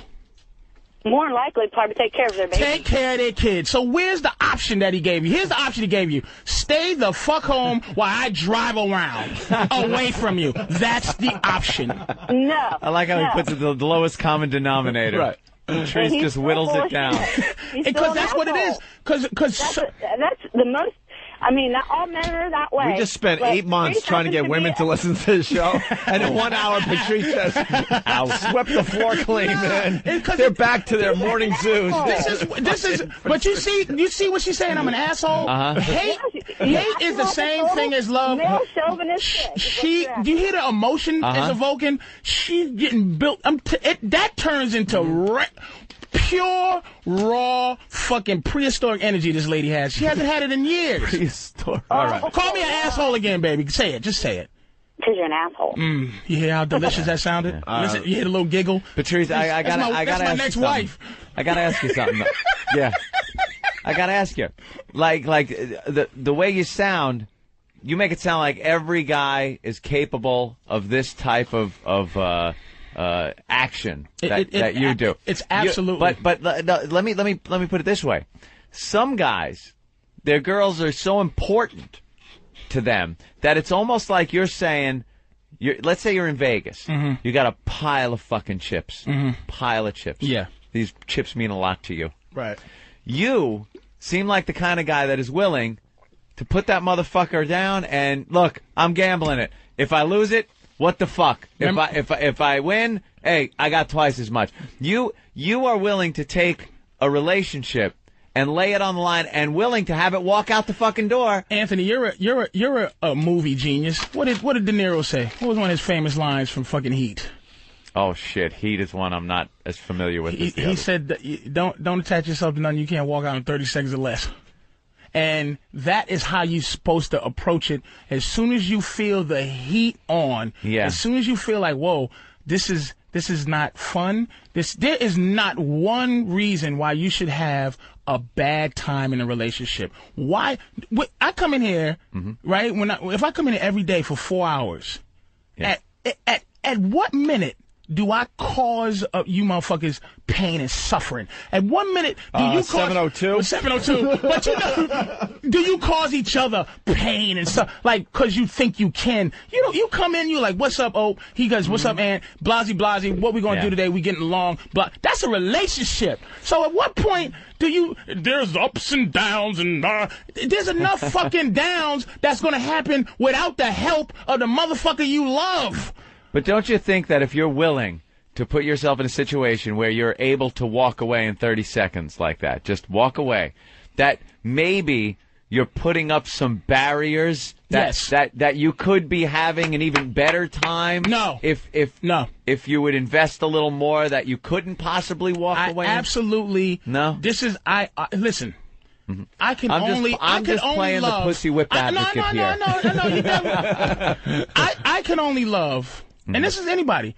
I can only love somebody 90%. That's the most love I can give. That's the highest, because I have to save 10% to survive in case that person ain't shit, in case they leave me, in case they cheat. You go 100%, then you're shooting yourself. You go 100%. You jump out a window. What have you got left for you? You understand? So I need something to survive. Human nature is human nature. I don't plan for it. I just go, I'm going to survive it. So when I say 30 seconds or less, that's euphemism. That's hypothetical. Yeah. But I'm saying, sweetie, if you don't threaten to leave me, just leave me, because I'm not gonna play the game with you. It's like I have to survive. I have to survive without you. If you decide that's the control. Power corrupts. If you give a motherfucker power, they're gonna abuse it. I do comedy for a living. The worst thing you can do when you're bombing in front of a crowd is try to make them laugh. When I bomb, I chase the motherfuckers out the door. Leave, faggot. You don't like it, go. Go fuck your mother and go. That's a great philosophy. And you know what they do? They don't leave. Let's go to Slim. Slim in Georgia. Slim. What's up now? I just called to call Patrice lying motherfucking ass out. Go ahead. First of all, that motherfucker talking about, I don't know where the fuck he got his old lady from. He got to do like Eddie Murphy and go to Africa and get one of them Google bitches. But I'm telling you like this, that motherfucker would not talk to no black girl the way he talking. He was saying, I'm telling you, dude. You know what? A lot of motherfuckers. I'm a real black girl, man. Let me tell you. I'm gonna tell you something, man. That works mostly on black women, because black women give you the attitude that you have to control. Now, here's the thing, dude. People hate you don't know me, man. People hate me so much that they would do nothing more than to want to see me be a hypocritical, fat fucking asshole. Niggas know me. When I have a girlfriend, man, black, and more black. You don't never see me with no white girl. Half white at the most. Like my girlfriend now, half white. But I'm gonna tell you, I apply it to progressive. Like this. A girl used to go. She was a lawyer. Used to call her bitch. Shut up, bitch. And she used to cry and go, I can't have my friends see me and call me bitch. I'm a progressive black woman because I tapped into a primal thing with her. That's why. Let me tell you who the dirtiest women are. Fuck-wise, who you can fuck easy, a doctor, a lawyer, a fucking professor. You know why? Because all day long they deal with phony men going, yes, Professor Jones, absolutely. When really our relationship with women are, God damn, you got some nice titties. So when they get off work and you meet them and you go, what do you do for a living? I'm a teacher. Really? All day controlling those kids with a fake relationship? Really?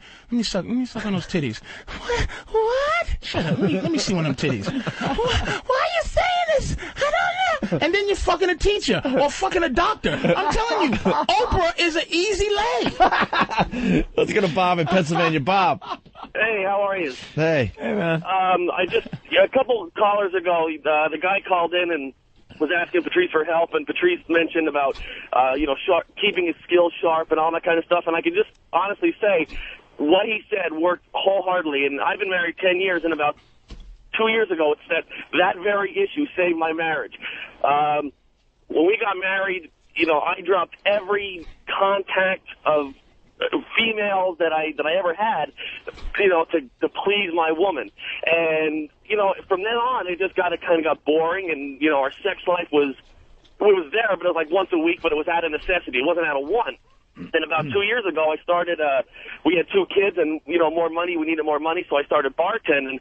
And, you know, on the weekends, my wife would, you know, we'd get a babysitter. My wife would come down while I was working, and she'd see me interacting with all these people, especially females, because we have a lot of females that come to the club. And I swear to God, from that point, she was fucking me regularly. And it was just because, and it was along that line of what Patrice said. Exactly what he said works. And if she thought for a minute, this is women, they compete with other women physically.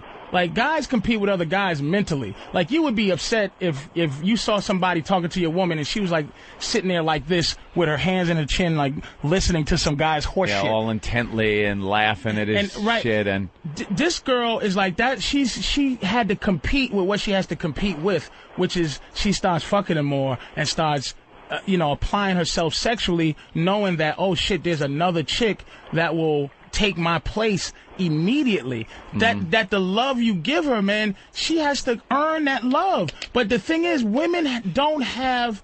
And again, do you think this shit is all fucked up? But when did a woman ever need to have skills in the love department, in the getting a guy department? Never. They don't have the skill to keep a guy. We have to teach them the skill to keep us. Right. Like my girlfriend is my girlfriend right now.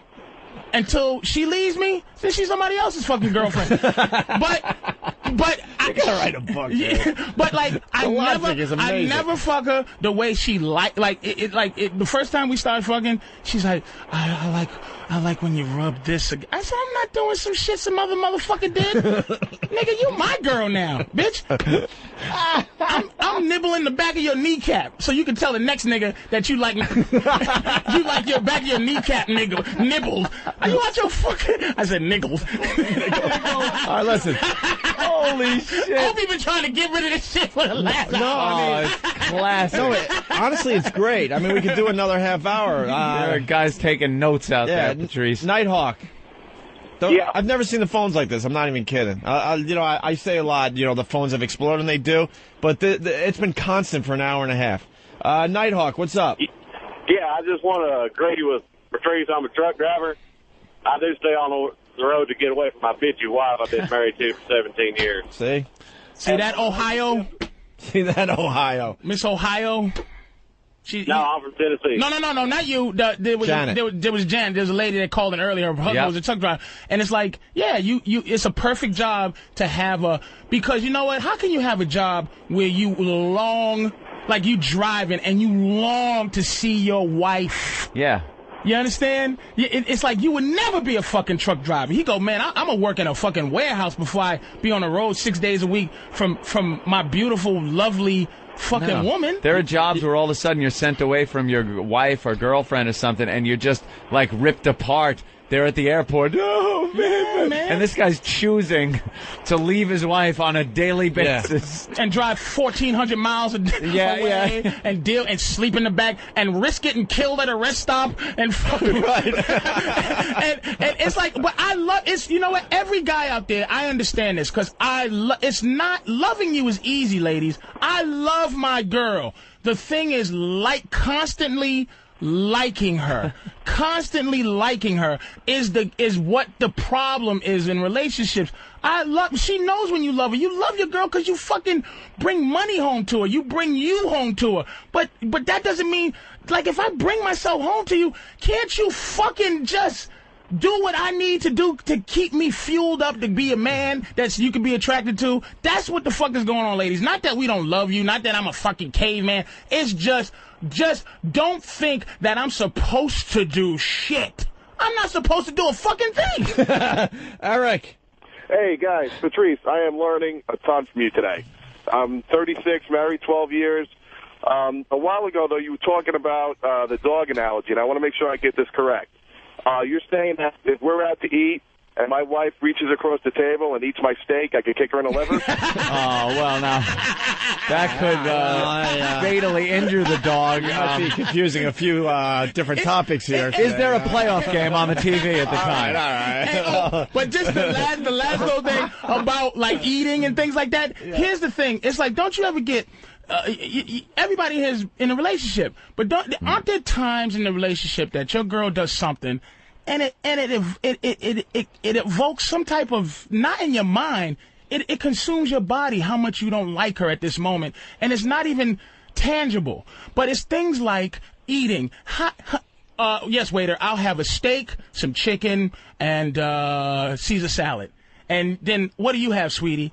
I have a salad, and I just eat some of yours. It's like, bitch, no, you won't.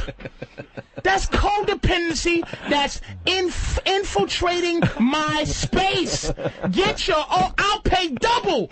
Order your own fucking chicken. Order the same chicken that I get so you don't taste mine because I see what you're doing. You think that shit is like something, you know what I didn't even identify that as anything but her going, control. I'm not going to eat it up. But you see it with like X-ray vision. You have like vision like bugs have. Like we see this. Bugs look, there's all kinds of fucking fluorescent shit and infrared and ultraviolet. That's how Patrice sees shit. I see a girl going, you know, I'm really not that hungry. I'll get a salad. I'll eat some of your food so it's not so expensive. He sees this controlling fucking bitch is being codependent through his fucking ultravision. His sight goes right to the DNA. His sight goes right to the DNA. Because it's a gut feeling. You feel how you feel. Feelings are real. So if you feel something and you're a rational person, you go, okay, usually I'm a rational dude, but I'm feeling something right now. Yeah. It's like, you know what? Sometimes I might overreact. It might be 3 times out of 10 or some shit. I might be wrong on it. But it's like, look, why are you eating from my? It's ours. It's something of yours that's now mine. I never would have thought of that in a million years. Bitch, I don't give a fuck if you're not hungry. Order 10 steaks, and we'll put it in the bag or we'll throw it away. But you're not gonna fucking not order so that you can eat off my fucking. This is what we're gonna try to do. 2 more phone calls, and then we're gonna take a break because we've been going like an hour and a half here. All right. Susan in Vegas. Damn. Hi, I have a question for Patrice. Yeah. I've been having an affair with this guy for quite a while, and his wife is like the woman from Ohio. Mm-hmm. She's a total bitch. Everything is about her. She's the center of her own universe. And I'm the total opposite. And I'm wondering if you think that maybe I'm playing my cards right and he might actually smarten up and leave her one day. No, I'll tell you why. Mm-hmm. Because every man, every woman, everything wants to have his cake and eat it too. You are the eat it too. It's like unless you give him an ultimatum, which is not the ultimatum like, hey, you're going to leave her, me or him. What you do is you love yourself enough to leave. You don't make a big deal out of it. You go, sweetie, I understand you love your wife and you love me too, but you know what? Time is ticking for me, and I'm just gonna go. And you go with love. The ultimatum. You go with love. You don't say fucking leave him or me. You just go with love. You just you know, it was great. Just be good to me, basically, which a lot of women don't like. You know, remember that song? Just be good to me, friends. Tell me I am crazy, that I'm wasting time with you. You'll never be mine. But he's treating you good. That's what the thing is. He's treating you how you want to be treated. But if you want more, don't say you want more, because you got to understand, our thing is not our body. We give our bodies freely. He's not giving you anything that he gives a fuck about. Time is what's important to us. So the more time you can get him to spend with you, the more important you are to him. So right now, he doesn't want to give. It's just like a woman that doesn't want to take it in the ass. It's like, I give you some pussy, but I don't want to go to the ass. That's all right. He's giving you dinner and a movie and sneaking around from time to time, but he's not giving you the ass, which is him, which is the title. And she wants that, And though. you want the title, but you can't. Just like a guy can't force ass fucking on you, you can't force time on him. You can't rate time. So you gotta, like, step back and allow him to desire let me to tell give you you that time. the ultimatum doesn't work. Don't give the ultimatum. Don't give the ultimatum. And the have your cake and eat it too thing that you brought up is interesting. What if the cake is drunk What if the cake is drunk? It's that rum cake. Now it's rum cake, It's a piece of that rum and it's cake, drunk, and it's made with scotch. and the cake gives you an ultimatum. You want to see how fast you run out the fucking door and leave that cake to rot by itself? Oh, you buy frosting for that cake every 3 months, and it costs a lot. But you will run from that fucking drunk cake. Wow. Yeah, and right to the cupcake. Just walk, sweetie. Just walk away without him feeling like he's being pressured, because that a lot of people, like a lot of women, do that. They don't want to just break up with you. They want you to be an asshole, so they hate you. They don't want to just walk away. Don't try to do something to like fuck him up so that he like call his fucking house and say that you're the girlfriend so that he fucking hates you and then say you fucking cunt, die, and you go fuck you, and then you feel better because it was like, oh, he's an asshole, I can hate him now. Yeah. What you do is look, you know what the fuck you was in. There was no the contract. You just got caught up. You're in love now. Put it on you. Step off. Just say, okay, I'm gonna be done with this part of what we're doing. Yeah. And that's the only way you're gonna get him to go, you know what, I left my fucking wife. But then to really be honest, sweetie, if he left his wife, would you really still be into him as much as you into him now? All right, here we go. Would you? She's gone. Here's the last phone call, because we don't want Patrice to blow his load. We're going to give him a show, a relationship advice show in the very near future on 202. Jeannie, New York, finally. Hi, I've been married for a year and a half, been with the same guy for 5 years, and thank you, Patrice, for finally saying the way it is. I think the key to a good relationship is that the woman has to realize that this is the way it is. Wow, look at that. Yep, and a lot of women feel that, but it's hard for a woman. That goes against everything about women in this society now. Right. Which is to submit to a man or to be humble to a man. It's against what we do. And so what she's saying is just nature. She's attracted to her man because she can't run over the motherfucker. She love him because she can't stomp on his guts. That's why she's into him. That's why my girl's into me, because she can't abuse me. All right, stop there. I love it. We're going to take a break. My God, Patrice. A lot of people are suggesting a name for the show that Patrice could have in the near future. Yeah, we like the Black Dr. Phil. That was good. Someone else is suggesting Bitch Management with Patrice O'Neal. If you got a good name for Patrice O'Neal's show for 202. Relationship Junk 20. There you go. Bitch junk. Bitch Junk 20. Use the instant feedback and give us suggestions for the name of Patrice O'Neal's relationship show he's going to do in the near future for us. I love my girl, by the way. Just let y'all know. All right, we'll do a one-shot.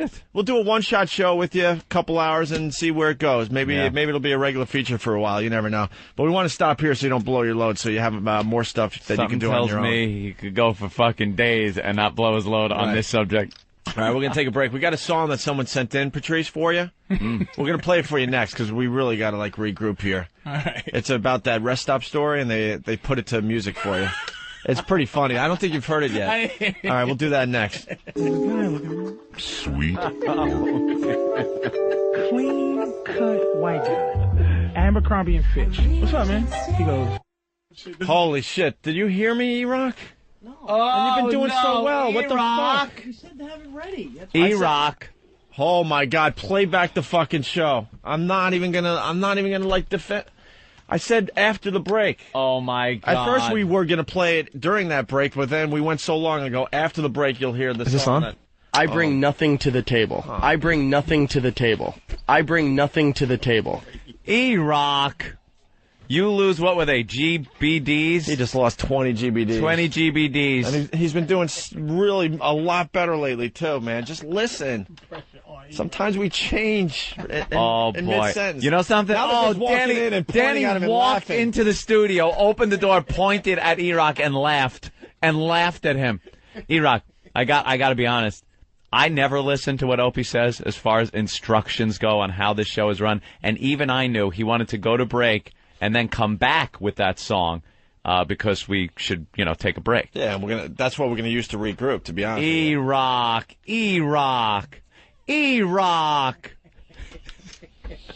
What happened? Anyone else want to come in and point at him and laugh before we go to break? Fan they're all wants to raising come- their hands. Okay, everybody who wants to. right. Come on in and point at him and laugh.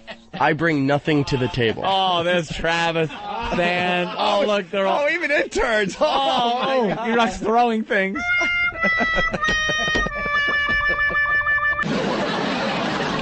Steve, should he have done that? No. No, I didn't think so. No. Good Lord.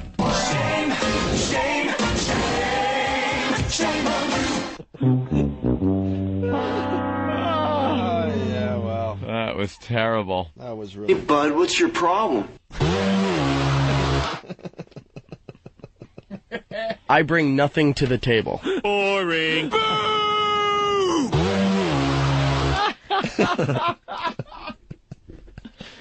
Oh, is that horrid? You all right? I'm fine. Yeah. I fucked up. Yeah. Yeah, maybe just a little bit. I think we got a new clip. Yeah, I couldn't hear it. All right, so this is what's going to happen. All right, spell it out, Opie. Just fucking get it. Master of puppets are pulling the strings. Master of puppets. That fucking guy made it through, bro. The crooner guy made it through on American Idol last night. They threw the hot bitch off. We knew they would. The stripper-looking girl. I thought America wouldn't throw her off because she's a hot bitch. No. But she was the one that sounded like she was doing karaoke more than anyone. She did Because the Night. Yep. And there's already hot pictures of her on websites and stuff. I guess she did a photo shoot for Maxim with her twin sister back a few years ago. Fine. She's going to be all right, but American Idol's just not for her. Was it I didn't watch. Was it America throwing them off, or was it Simon and them? It was the first round of America throwing people The voting off. was so perfect. Wow. Mm-hmm. I am so suspicious. Now that I'm into this American Idol for the first time, it's the 5th season? Yeah. And now I'm really watching it. I took a peek here and there like everybody else with the goofy people. Yep. But now when it's down to real competition, I've never gone this far with American Idol, but it's something about it. I will be there to the end. The voting was so perfect. I'm like, you know what? America's not voting. Nah, There's got to be some kind of little thing in the rules where, like, yeah, they're paying attention to what America's saying, but I think there are some behind-the-scenes finagling going on. you have to look and realize Copacabana guy was a given. He was going to get thrown out. Given. The other guy that got thrown out was he was horrible. He couldn't sing, and he had a little creepy look to him. Yeah, he did. So he had to go. I had the guys picked. I knew they were going to throw those two out. The girls, I was more expecting that black chick with the real frizzy big. Oh, the one that big looks head like of she's hair. a tranny? Which one's that? She kind of has a little manly look to Not her. the little girl that can fucking sing. Oh, no, dude. She's going Paris! far. Paris is going far. That fucking girl is a genius. I don't know Yeah. why she's on that show. trained to Georgia. She's going far. She's fucking Got amazing. that little voice and everything. She's the one I picked to go To all the win? way. But now I don't know. They I'm not so never sure. fucking America's just because you know who votes is little teenage white girls, and it's like when the I don't even know how Fantasia pulled it off. Fantasia pulled it off, and No, she's going to go a long, long way. she'll go far. But I think a guy's going to win this year. Really, Joe yeah. Cocker. We all want Joe Cocker, man. They like that guy. Taylor Hicks. And he got the retarded movement to him. Yeah. How's he getting away with being Joe Cocker? Dude. Yeah, all of a sudden it's he's doing an impression and he's on American Not even Idol. Joe Cocker. Jim Belushi's John Belushi. John Belushi's Joe Cocker. It's Joe Cocker meets Ray Charles, man. If Belushi was doing it. I love the guy, though, with the gray hair. What would you do if I sang out of tune? Would you stand up and walk out on me? And the thumbs. Anthony's performing for Pal Talk right now. And I sing. That's what he is. Yeah. That's what he does, and it's think he'll fine make it? now. Huh? No, because it's fine now. But like we They're were gonna bringing keep up him in for the a while. office, once they do theme shows, where all of a sudden like Barry Manilow comes in, they sit him down and they have to do only a Barry Manilow song. Yeah. Today, sitcom themes. This is it. Yeah. This is it. This is life. And what you get. Come on. Have a ball. Sunday, Monday. Happy days. Tuesday, Wednesday. Happy days. Yeah, how are they going to get those thematic shows with some of these assholes in there? Well, we're moving on up to the east side to a deluxe apartment in the sky. Anthony hates the crooner on that crooner, show. It's a He made it one-dimensional. through, by the way. I know. We were hoping he would get voted off. One-dimensional singing. He's done. Yeah, that's like Joe Cocker guy. I'm sorry. He's got a couple of layers to him, but crooner is always one-dimensional. It doesn't matter what category they give him. They're like, okay, rock songs from the fucking 70s. Yeah. Well, we were just another band out of Boston on the road trying to make ends meet.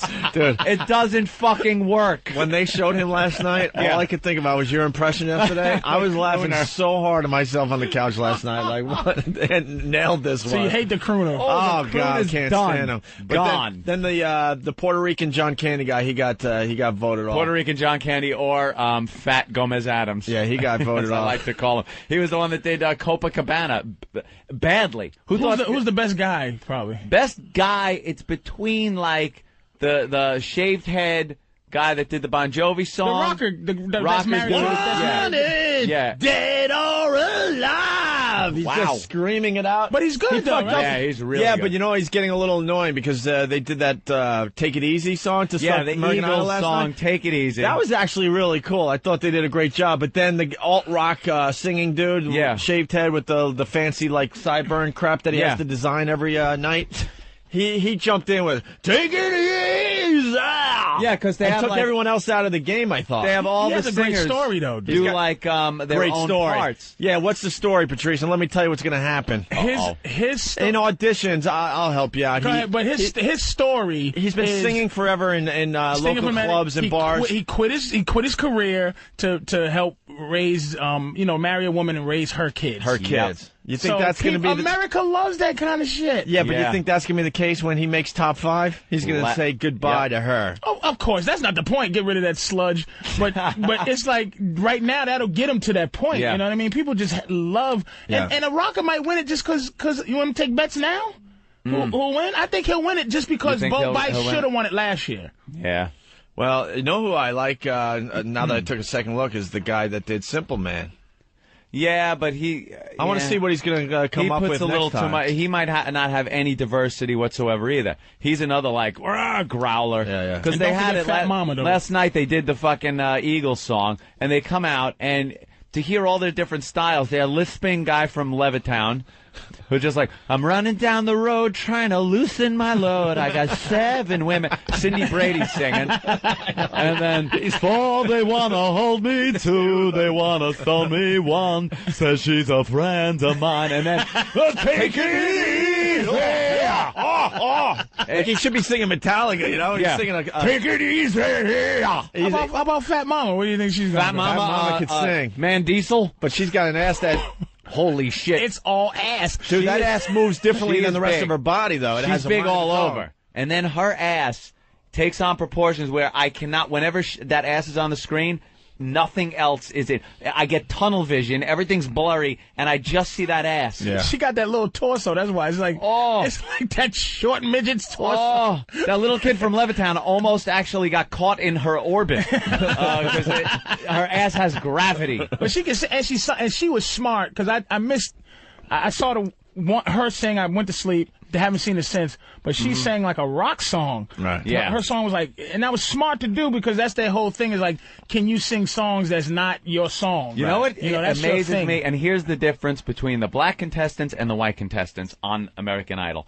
Black people can get up there and take a rock song or any other song and make it their own. They could add twists to it. Take a rock song and there's trills in it and shit like that. Make it like changing the arrangement and everything and make it sound good.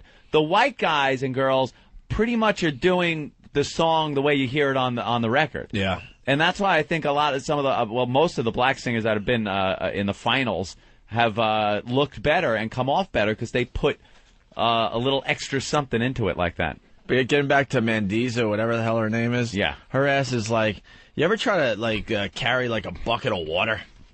And all of a sudden you get that water moving, and you try to balance it out. Are you saying that's what her ass is? A balanced bucket of water? Well, it moves. It moves differently from her body. Like it's a bucket of water, and you push to the left a little too much, and now the water's in motion. And you're trying to balance it all out I understand your again. point, but that ain't even covering it. I'm thinking hefty bag full of mercury. Like, try carrying a hefty bag full of mercury. And you're squeezing and it flies out both sides of the fist. All it takes is for a little bit to get over one side of your arm, and the whole thing goes. That's what I'm saying. It's just, I'll pop it though. And you're like, I'll pop it. Of course you would. I fucking pop that. You mess. also like the hottie from Flavor of Love. Of course I do you're like popping. a mess. I just would love to just see a that. pig. Just to watch her any belly button. And then they voted off the emotional chick that looks like she's like one bad review away from razor blades and a warm bath. oh, right, the chick that did the kind of almost operatic bullshit. And they were very careful how they talked to her at the end of the show. Yeah, 'cause they she'd know kill she's herself. I believe that she's emotionally unstable. Yeah. She's like the chick from American Beauty, you know. She's got that like kind of creepy look to her. Yeah, a you little know? creepy. She looks like she would, I don't know, do something bad to herself. Well, they're gone. Yeah. Thank goodness. I think it went as it should have. Mm-hmm. Next week, though, I don't know. You got to finally get rid of Lisp guy. I don't know, because now you're thinking America's voting. They're not voting, Anthony. Stop. Dude. Stop. America's voting. It's American Stop. Idol. They're not voting. Ryan Seacrest tells you how many calls they've taken. Stop. It's true. I hate Ryan Seacrest, by the way. It has Paula's to doing be. better this year, though. Paula, I hate her, too. But did you see Paula, because she has to say something nice about everybody. She's trying to change. They flipped her up. And do you see, like, how every guy now, since she got, like, accused of fucking that dude, every guy sings a song to her? Yeah, they're all like, I love you, Paula. Can you suck my dick? I love you, Paula. And I love when they change the words to put her name in there. Everybody's trying to tap into the fact, and like he got voted off, some bald dude or whatever, but he was singing to her. Yeah. And he's like, will you dance with me, Paul? And she's just like, I can't. like they told her, no more jerking off the contestants. She's stupid. Sweet Paula Abdul.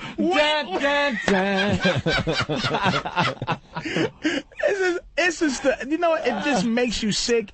But it's you cannot not watch it. I love it. You like to see people's fucking dreams destroyed, man. And that's what it is. It's more about destroying the people than it is watching people win. Everyone thinks their votes count. No way. It's five guys behind the scenes. Opie. Because the voting was too perfect. America's not that smart. So you think America's filled with dummies. You think America didn't vote for Carrie Strug or whatever her name, or Carrie Underwood or whatever? Carrie Underwood. You don't think America voted for anybody who won? I told Anthony for Carrie Underwood, after watching the show, I think I watched 2, maybe 3 episodes. I said she's going to win it all. Don't even need to watch. She was really good. It was guaranteed to me. I thought Bo Bice was going to win it. I just thought he was very good, man. There's audio of me on this radio show a year ago, whenever the last Idol, saying she will win, and it was so early on. It was you gotta watch. You gotta keep watching. It had nothing to do with America. Because it was easy this time around. Once you start getting deeper into it, and they're knocking more people off, and now there's more talented people, then you'll start noticing, like,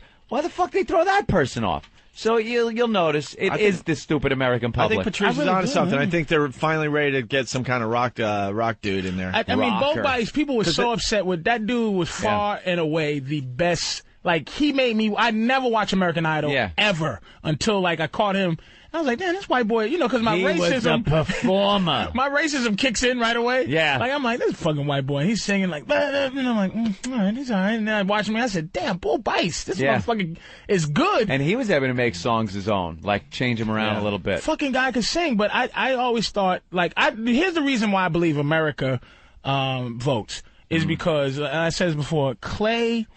That is an American thing, how Ruben beat Clay. Yep. Cause that says America is less comfortable with fags than they are with niggas. Like, if it was like, they voted for a nigga because it's like, I ain't voting for this faggot. I ain't voting for a faggot. And if it was up to the judges you made or somebody. us vote for the black man. You made us. And you tricked us on that one. The 5 people you talking about would have voted for Clay. That would have been their choice. Clay was just better. The guy was better than Ruben. I don't think Clay was better than Ruben. I think Clay was better. Ruben was average. You think Clay was better than Ruben? I think he's a flaming faggot, but I think vocally he blew Ruben away. The guy has range I was going to say range up the ass, but you know what? I his can't ass even might argue. be full. I want to argue just to argue, but he might be better. But it's just like that's America. So that even validates He the sold point even more. more fucking albums. He sold. You know how many albums that little faggot has sold? much more than Ruben. That right there. Well, there's more. There's more people for Clay to sell it to. You know. Yeah. What I mean? A lot of old people like this shit. All right. So when is American Idol on again? Monday. Monday, Tuesday, Wednesday, Thursday, Friday, Saturday, Sunday. I think it's on right now. I think we're missing an episode. Now Monday and Tuesday they have the girls on Monday. I think. Yeah. Right? Or Tuesday. Or Tuesday. The girls on Tuesday, the guys on Wednesday, and then they vote people off on Thursday. Thursday's the best one to DVR because you just want to get to throwing people off. See all the dreams deferred. By the way, I don't know if we're going to get to this today because the show is just flying by. We did this with Patrice about a month ago. Hot country songs, the top 10 country songs. I love this. There's 6 new ones in the top 10. So because the honky tonk badonka gonk, honky tonk badonka donk. Yeah, that's still in the top 10. Of course it is. You see the video? It's fantastic. Just Might Make Me Believe is still in there. When I Get Where I'm Going is still in the top 10. And Jesus Take the Wheel. We had fun with those songs. Jesus Take the Wheel. But there's new ones like Your Man, Living in Fast Forward, What Hurts the Most. Living in Fast Forward, probably the story of the guy getting fame. Get Drunk and Be Somebody, She Don't Tell Me To, and Tonight I Want to Cry. So She Don't Tell Me To sounds like the first 2 hours of this program today. You know, we might have to go down this road because some of these titles are really good. We got to play the song for Patrice. Just to back up a bit for the new listeners, we're gaining new listeners every day.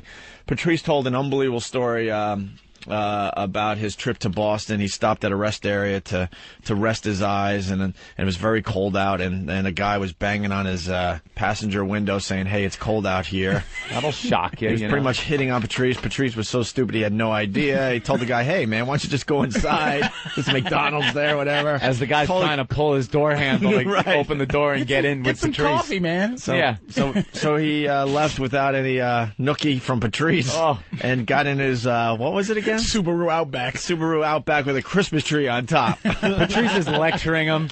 You know, you should make it seem like you don't want to be with me. Right. And I might let you in the vehicle. Right. It was a great story on the show. And Spoon Man, one of our faithful listeners, came up with this. They took your story and put it to song. Listen to this, Patrice. Fantastic. There's a guy looking in my window. Clean cut white guy. Abercrombie and Fitch. What's up, man? He goes, cold out here. I go, what? It's cold out here. And he tries my handle on my door. He pulls my door handle. Holy shit. It's cold out here. Well, go inside. Go inside. It's coffee in there. Now, I'm sitting there not thinking anything except for this is some crazy motherfucker who needs warmth, and I'm going, well, I'm sorry, dude, but, you're not going to warm up in my fucking car,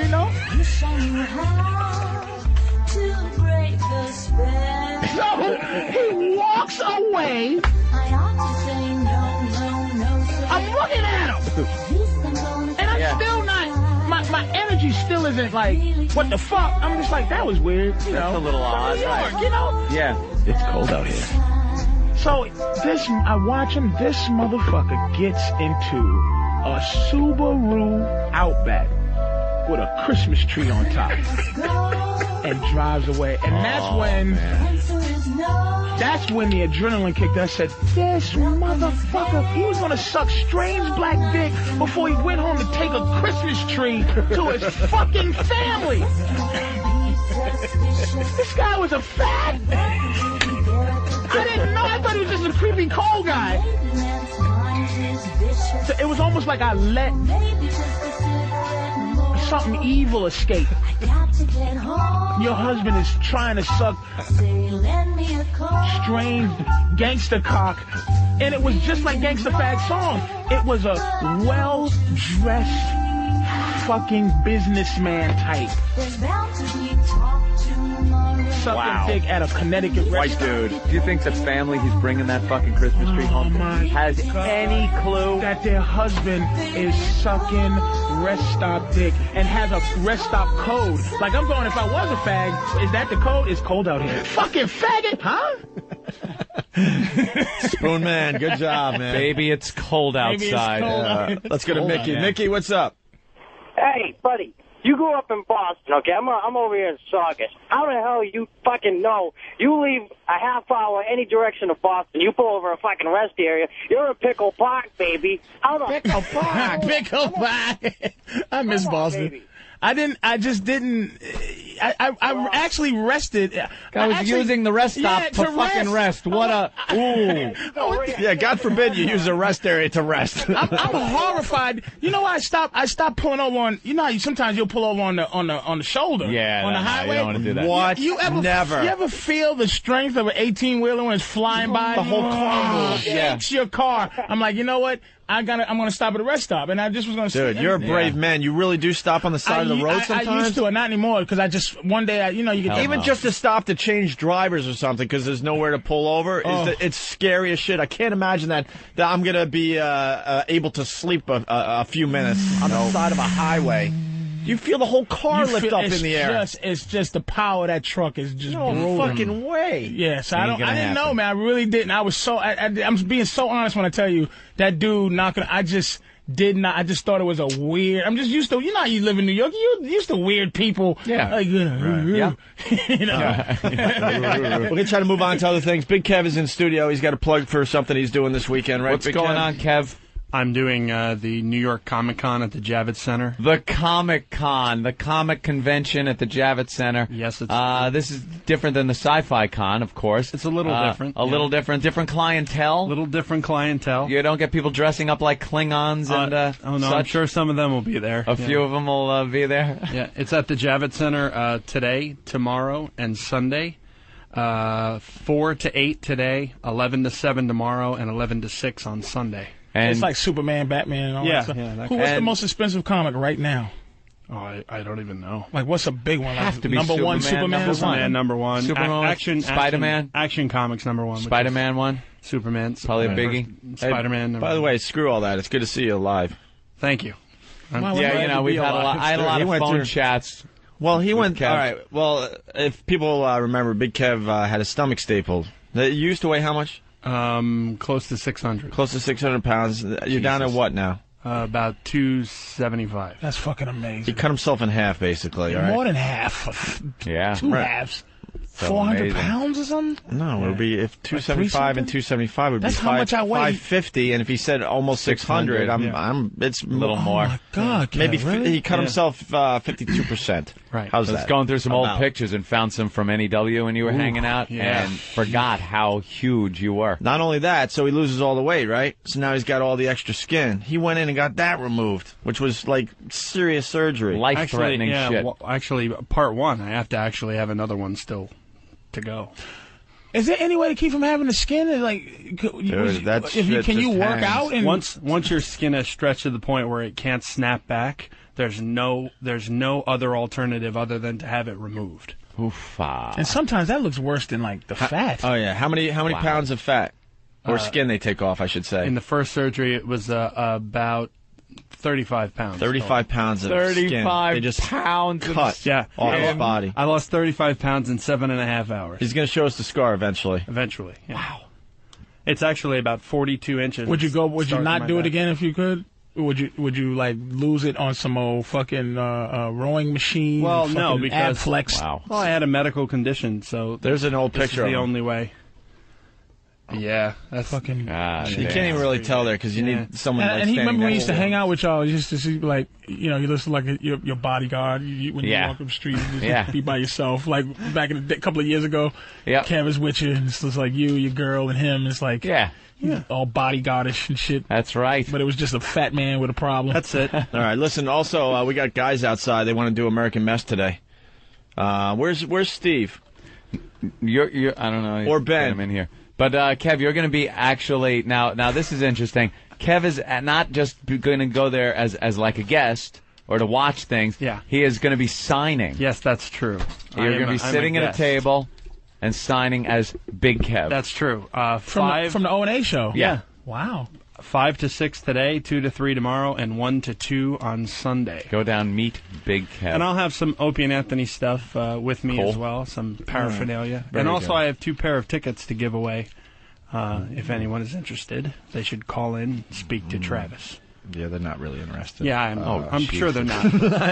I mean, I'm trying. Kevin Smith going to be there? Yes, he'll be there tomorrow. So maybe they're interested And, a little bit. That's Mila cool. Jovovich will be there tomorrow. Mila Jovovich. Also. She's very hot. Very. She's going to be on our show next week, I believe. Nice. All right. Very good, Kev. Thank you. We got Joey Mack outside. Which one's Joey? Joey, that's you, right? Joey Mack is 31 years old. He's from Washington Township, New Jersey. He's a paranoid schizophrenic. Wow. His occupation is pizza delivery guy. Info on this guy: musician who doesn't play live shows.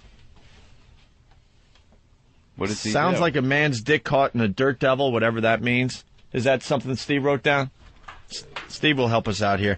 And he also thinks planes are going to crash into any building he is in. Well, we all think that. He says he's the next American Mess, something we've been doing every Friday on the program. Some Fridays is a complete bust, no one shows up. Other Fridays, people show up. Mm-hmm. Just looking for unusual people to show up. Does he think a plane is going to crash into this building right now?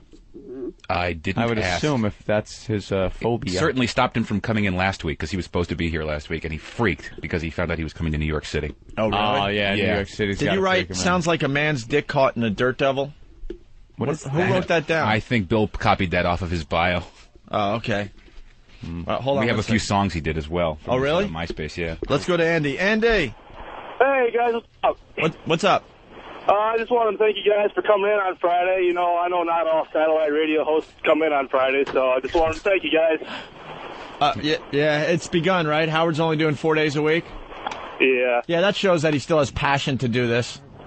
Yeah, they had to lull the listeners into that one because a lot of them would have been pissed off if right off the bat they go, "Hey, I'm paying for 4 days worth of shows." Yeah. Now that's exactly what you're paying. There you go. There's a guy that still has the energy and the passion to do radio. That's going to give you a good show. He couldn't wait to get the 4-day work week going. He waited how many weeks? 8 weeks for. Waited. How long has he been on? I don't even know. However many weeks he's been on. Month and a half, maybe. That's how long he waited to come up with best ofs. Yeah. So there you go. There's your hero. He does 4 days a week because he still has the passion to do this. Hey, what's the deal with David Lee Roth over at K-Rock? Why? I'm kind of hearing that that midday show, that awful JV and Elvis or whatever their name is, is going to be doing his shift for a little while. For a little while? And then Kid Chris over at YSP is going to be doing his shift for a while, and Kid Chris was kind of sounding like he's going to be there for a little while. Does anyone know? And after 8 weeks, David Lee Roth is taking a vacation. David Lee Roth is a complete disaster in radio here in New York City. It's too bad the rest of the country doesn't get to listen to David Lee Roth. It is god-awful. Yeah. And the company, what would you do to help him? Infinity Broadcasting knows they made a huge mistake, and I think that might be one of the reasons that someone is flying in. You think it's possible to do better? Huh? You think it's possible to do what? Dude, what's bad? I don't. It's like what? Dude, he had a couple meetings, and they gave him a tryout in Boston, and anyone could. I'm convinced almost anyone could be entertaining on the radio for 4 hours. Almost anyone. Mm-hmm. But the problem is doing this day in. Now do it tomorrow. Yeah, do it tomorrow. Now the next day. Now we're having a great show today. You know what? Monday comes, no one's going to give a shit. Wipes the slate clean, Patrice. And that's the problem with the business we're in. You have to perform every fucking day. And he just doesn't have it. The pressure's on every day, damn it. These famous people, they don't have the work ethic that, they don't have what it takes to, try to come up with new stuff for a radio show. Mm-hmm. It's a disaster. I could have told them as soon as they signed him. I'm going to change the subject, though. Did you get Bob's email?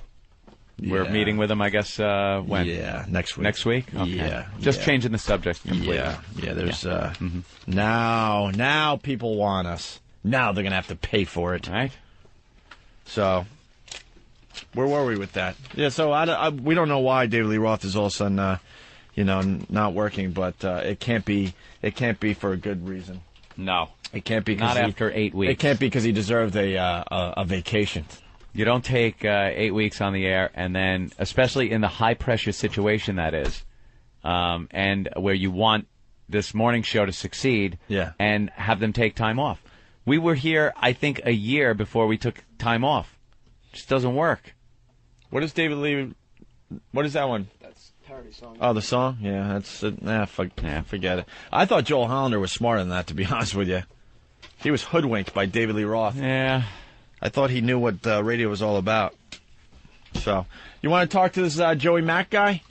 Let's bring him in. Joey. And be a little fearful. Yeah, it's American Mess. This is Joey Mack. I feel bad for mental people. Hello, sir. Hi, how are you? I'm fine, sir. How you been, Very good. Very good, sir. Very good, man. Doing Cool, all man. right. How are you? You take a listen to the music? The music. Listen to it a little bit. What's this about, the music? CD, it's about dogs and all kind of bestiality. We like the different weird stuff. We like the spontaneity of It's just not popping one it of on. those songs you hear on the radio that's going to make you cry. It's one of those songs where you just blow stuff out and make people laugh, make people real gangster. Ooh. You know, it's fun like that. Yeah. All right. Yeah, we just knock stuff out. We're not pulling any punches when we lay down our tracks in the studio. I like you that. know? You make that up. Well, and pull any punches thing. Pulling any punches. When you talk about we, you're talking about yourself and all the other people that live within your head, or is it a real band? with other human beings? Well, the lyrics get written down. The lyrics get written down, and my initial thing was, I'm not saying this, man. He's like, come on, man, we'll get you a Ferrari. No, I don't drive a Ferrari yet, but you know, offered a Ferrari, I'm singing it. Come on, let's go. So this music's going to get you a Ferrari? No, it won't. It won't ever. Like, logistically speaking. So you don't write your lyrics. Someone else is writing this, and you have yeah, the but voice? he bases it upon, like, you know, like we do a therapist session. You lay down in the chair and tell me, you know, everything that happened, everything that went on. You know, you lay down in the chair, you tell me what's happening with, there's a lot of songs about jizzing. Like, you know, Miggs, you know, he's just like, you like the jizz. He throws the jizz at, you know, Jodie Foster, and it's just like outrageous, right? Yeah. So, yeah, of you're like, course. yeah, so he just wanted to catalog this, aspect of the paranoid schizophrenic and how much he likes to pleasure himself, you know. Maybe he fears having a kid. Maybe he fears love. Maybe the last girl was so terrible to him. So that's the way he is. I want to write this down. Come on, Joe. And this is you sing it for me. This yeah. is about you, kind of thing. Yeah, it really is. He takes from outside of me. He can look at me and he can say, "All right, this is what I see coming from you. This is what I'm going to write down." All right. Okay? How old were you when either you or someone else said, "Okay, there's something a little weird going on here with this guy." Yeah, jerk off weirdo. Yeah, sure. How old? The other guy, the guy that writes the lyrics. No. With Here. me. Okay, hold with on. me. Hold Okay, on. something weird is going on. Somebody hold up the mirror. We're talking about you. Okay. I was the weird Let me one. get this Yeah. straight. I want to know. Wow, because I asked a simple question. Wait, I want to know. What did he say? I'm the jerk off what? Jerk off weirdo. They're Jerk scary off weirdo. people, man. They're I just scary want to people. know, like you've been classified as paranoid schizophrenic. Yes. Now, how old were you when I was either diagnosed? doctors or somebody When they took me decided in and diagnosed me? and what happened that they said we got to take this guy in? I and think I was diagnose? 18. 18 was my first hospitalization. How old are you now? I don't know what Dr. Gold categorized me as then. I left after 1 week because I had to go see a Blues Traveler show. So at that point, like I Much left. more I left. important I than left your mental health, Much by the way. more important. Yeah, I could have Of solved course. a lot of things then. Yeah. So I keep going at one in like the underground wherever I am. You know. How old are you now? So I'm 20. Let me answer your question. I got diagnosed with paranoid schizophrenia at around age 21. 21. 20, But now 21. you had to know before then that you know something was a little amiss. Yeah. Like how old were you when you were thinking, "Wow, I'm kind of fucked up"? Oh man, I think that about myself now. You Yeah, know, but were you like? Because there's no cure. There's no cure. Dude. Yeah, but were you like 12? When 16? I said, like when did you? When I said I was weird, 12. When did you? Yeah, 12, yeah. 12. I probably thought I was a weird Like kid. 12, and I what? had I had confidence. I had girlfriends. I don't think there was so much paranoia. What I had about confidence, parents? girlfriends. There's a lot of drinking though. You know, maybe that creates the. How old are you?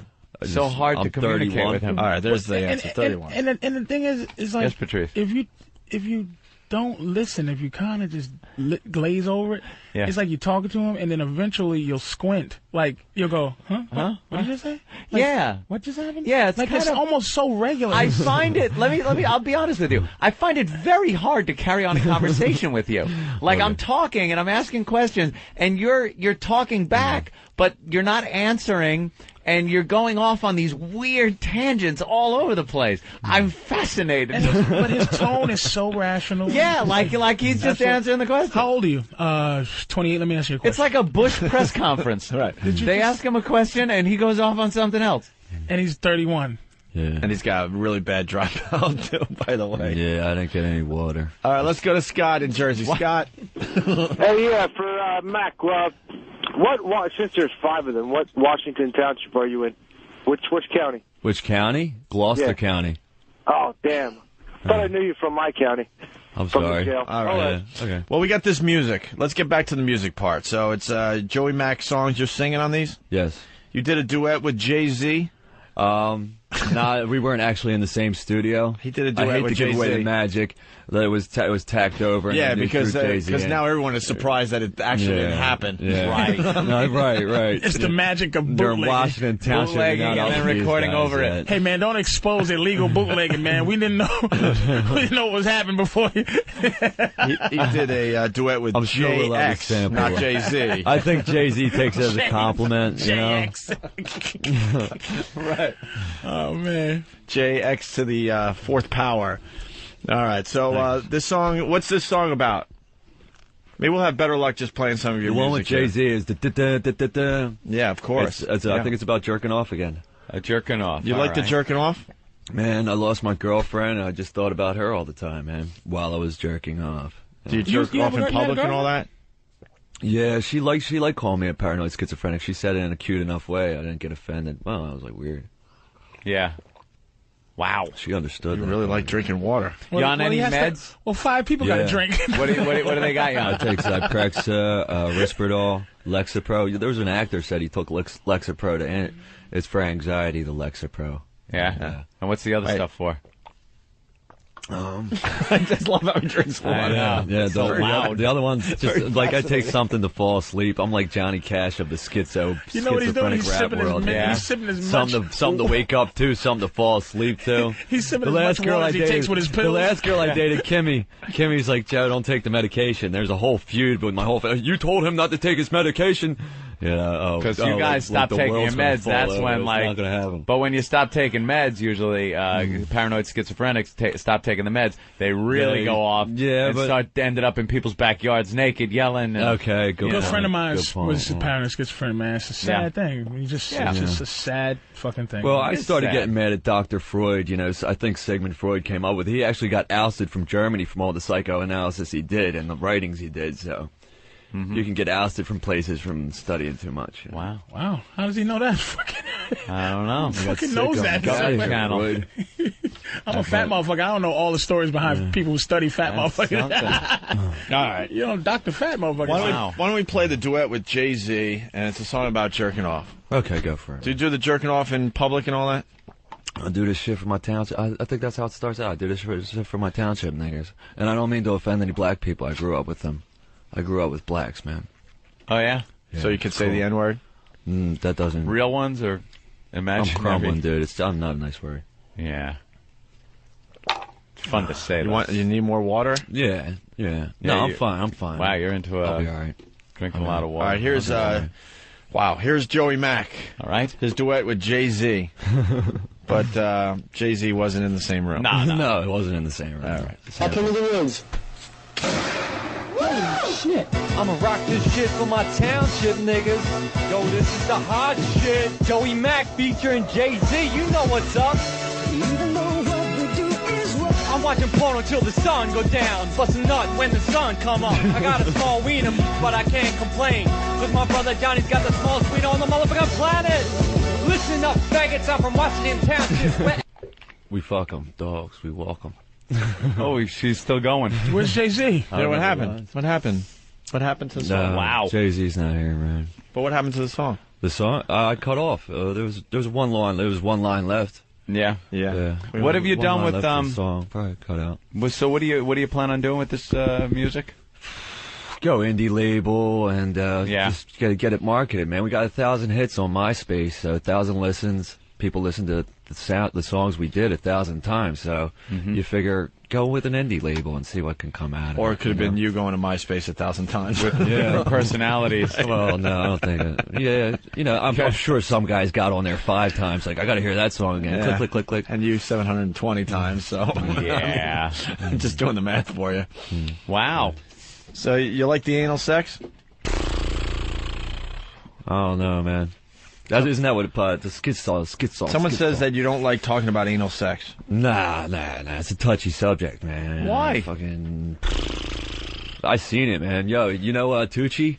What's her name? Tucci? Fruity Tucci? Oh, yeah, right. Fruity Tucci. Tucci? Yeah. Oh, Yeah. fuck yeah. The way she does that. Yeah, I just watched that. Fucking bitch Wow, is crazy, she's man. crazy, man. Yeah, that is. So what happened to Fruity Tucci, though? Fruity Tucci? Yeah. I never dated her, man. I'm not that. I didn't ask. I mean, look, look, man. I remember Fruity Tucci, man. Yeah. You know, she does a lot of fucked up shit, but she's a good person. You know what I mean? She's not a bad person. Yeah. So what's the deal with the anal sex? Why does it piss you off? I don't know, man. Yeah. I just don't think it's nice. It's not nice. Not nice. Any morning dub will tell you, man, not nice. It's fucked up. You remember Hermina, right? Yeah, Hermina? Hermina Yes. Smith? You remember what happened to that bitch? Don't know, man. I don't know. One of the books I read was, I don't even want to say that. Yeah, it's like... Yeah. The FBI, the other Hollywood, what happens to these porn stars in the long run, you know, deal.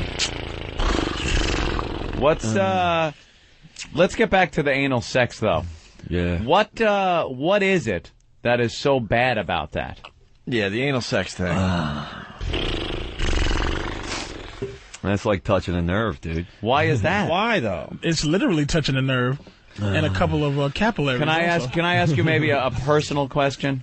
Okay. All right. The diagnosis of a paranoid schizophrenic. Well, okay. Wow. He's put it in his shizer. Okay. He's put it in his shizer. He's a paranoid schizophrenic now. Okay. He's changed. He's morphed into this.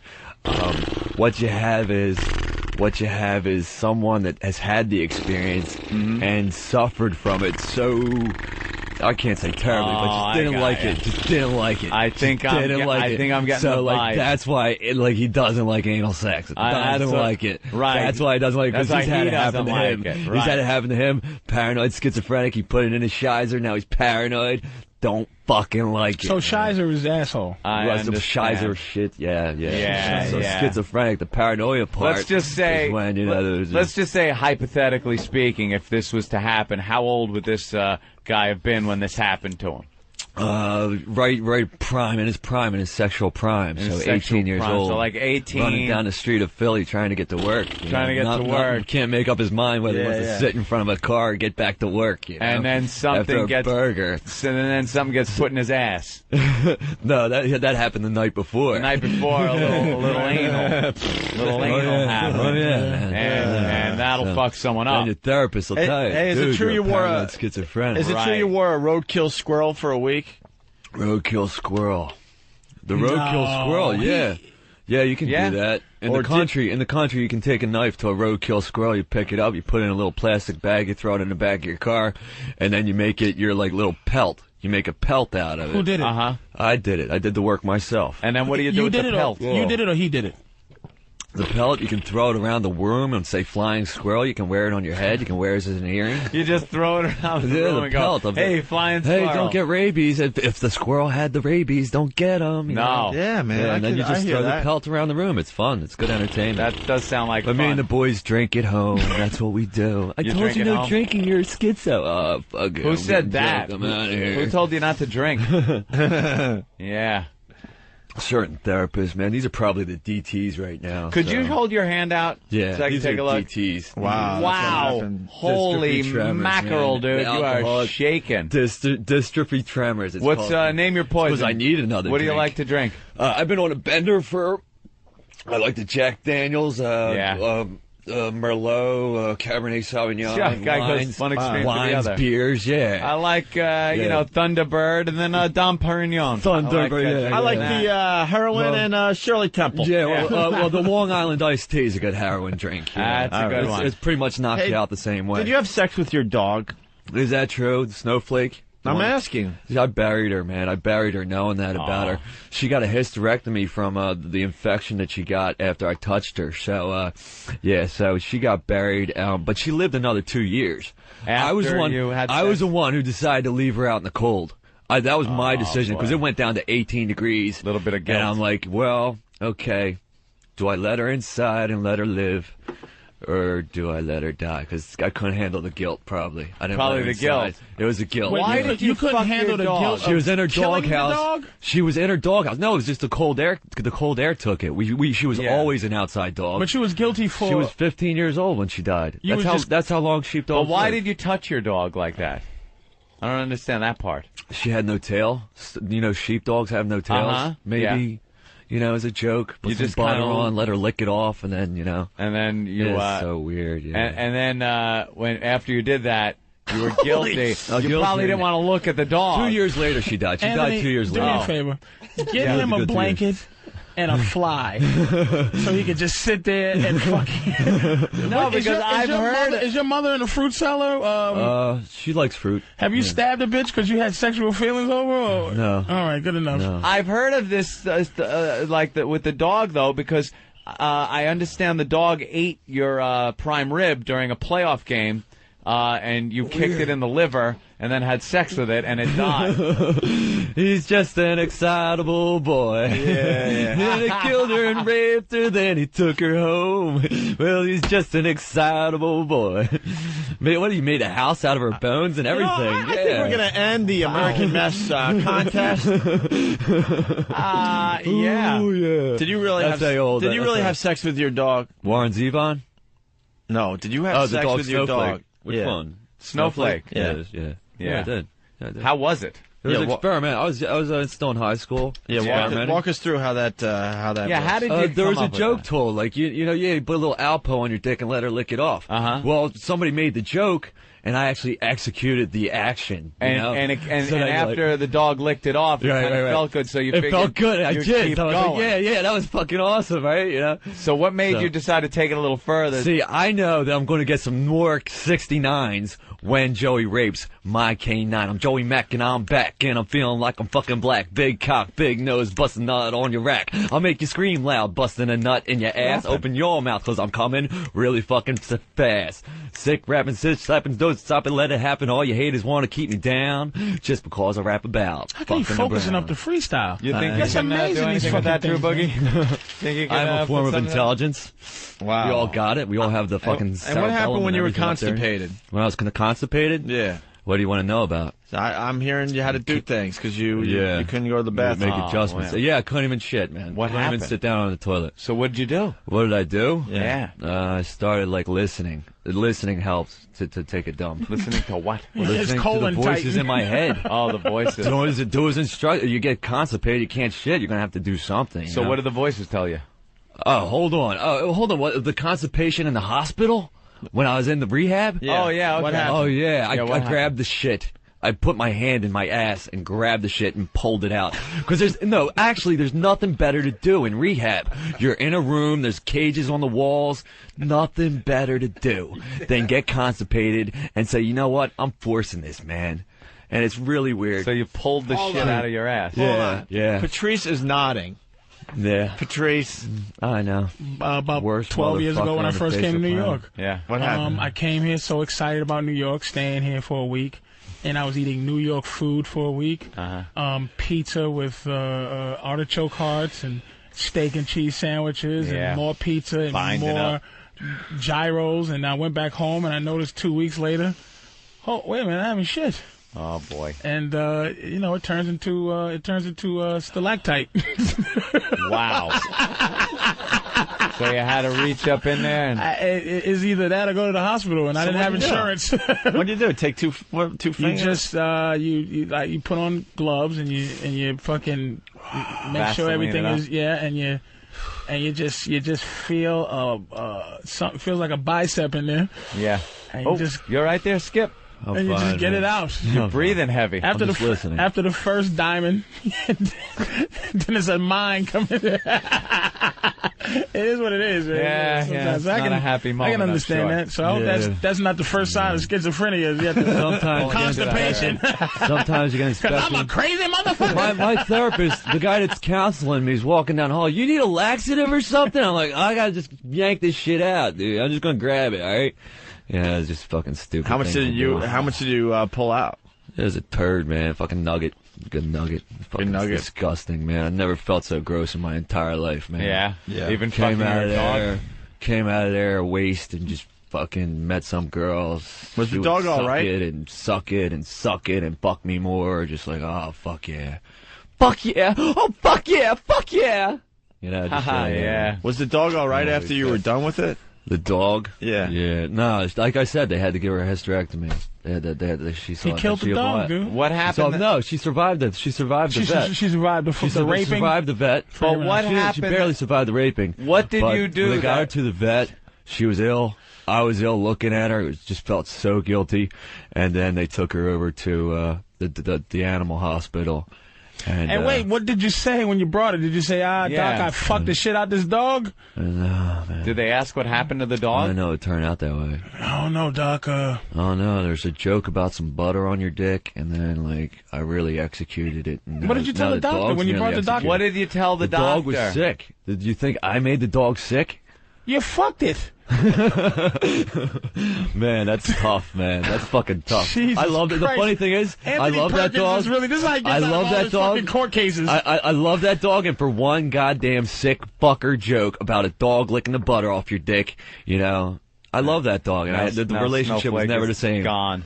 What was the thing that triggered it? Because things triggered. This is what I think you're tapping into something. Yeah. Like something triggered this. It's in there. Yeah. But something made it happen. Was it the fact that your dog died that made you kind of lose it a little bit? Guilty? I was guilty. Not guilty. I'm not talking about guilt. I'm talking about the schizophrenia. When the dog died in the like cold air? what happened for you to be to trigger the problems, to trigger the other people, to trigger the Mr. Jerkoff, trigger the rapper. Yeah, good question. Yeah, what triggers that? Huh. Yeah. What happened? Mom still alive? Will to succeed. Yeah, where are your parents? They're flying in from Vegas. I probably gotta go pick them up. From the airport. What? You got a driver's license? Yeah. How does that happen? Oh my God! Don't cut this guy off on the highway. No, I'm fine, man. Yeah.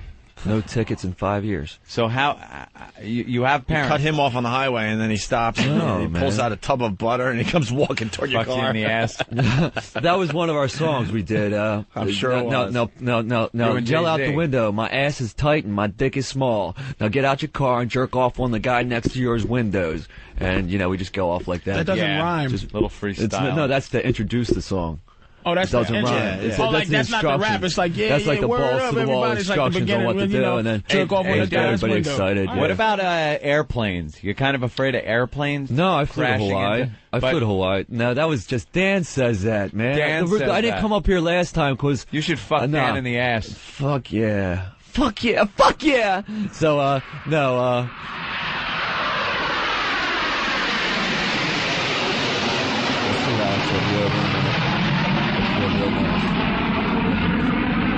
Fire yet? Huh? I think you're fine. Cool. You all right? I'm fine. Yeah, we're just over an airport. Don't worry about it. Yeah, no big deal. So, this is the flight what pattern. we have is this is the flight pattern for JFK right over. No, it this wasn't. building. It was just the traffic. I was in a traffic jam, nasty traffic jam last time I was in New York City, so I didn't want to come up for last week, but I came up today and no traffic at all. No traffic at all. We came up early. We got on the road and we got into New York City. We left at 3:30.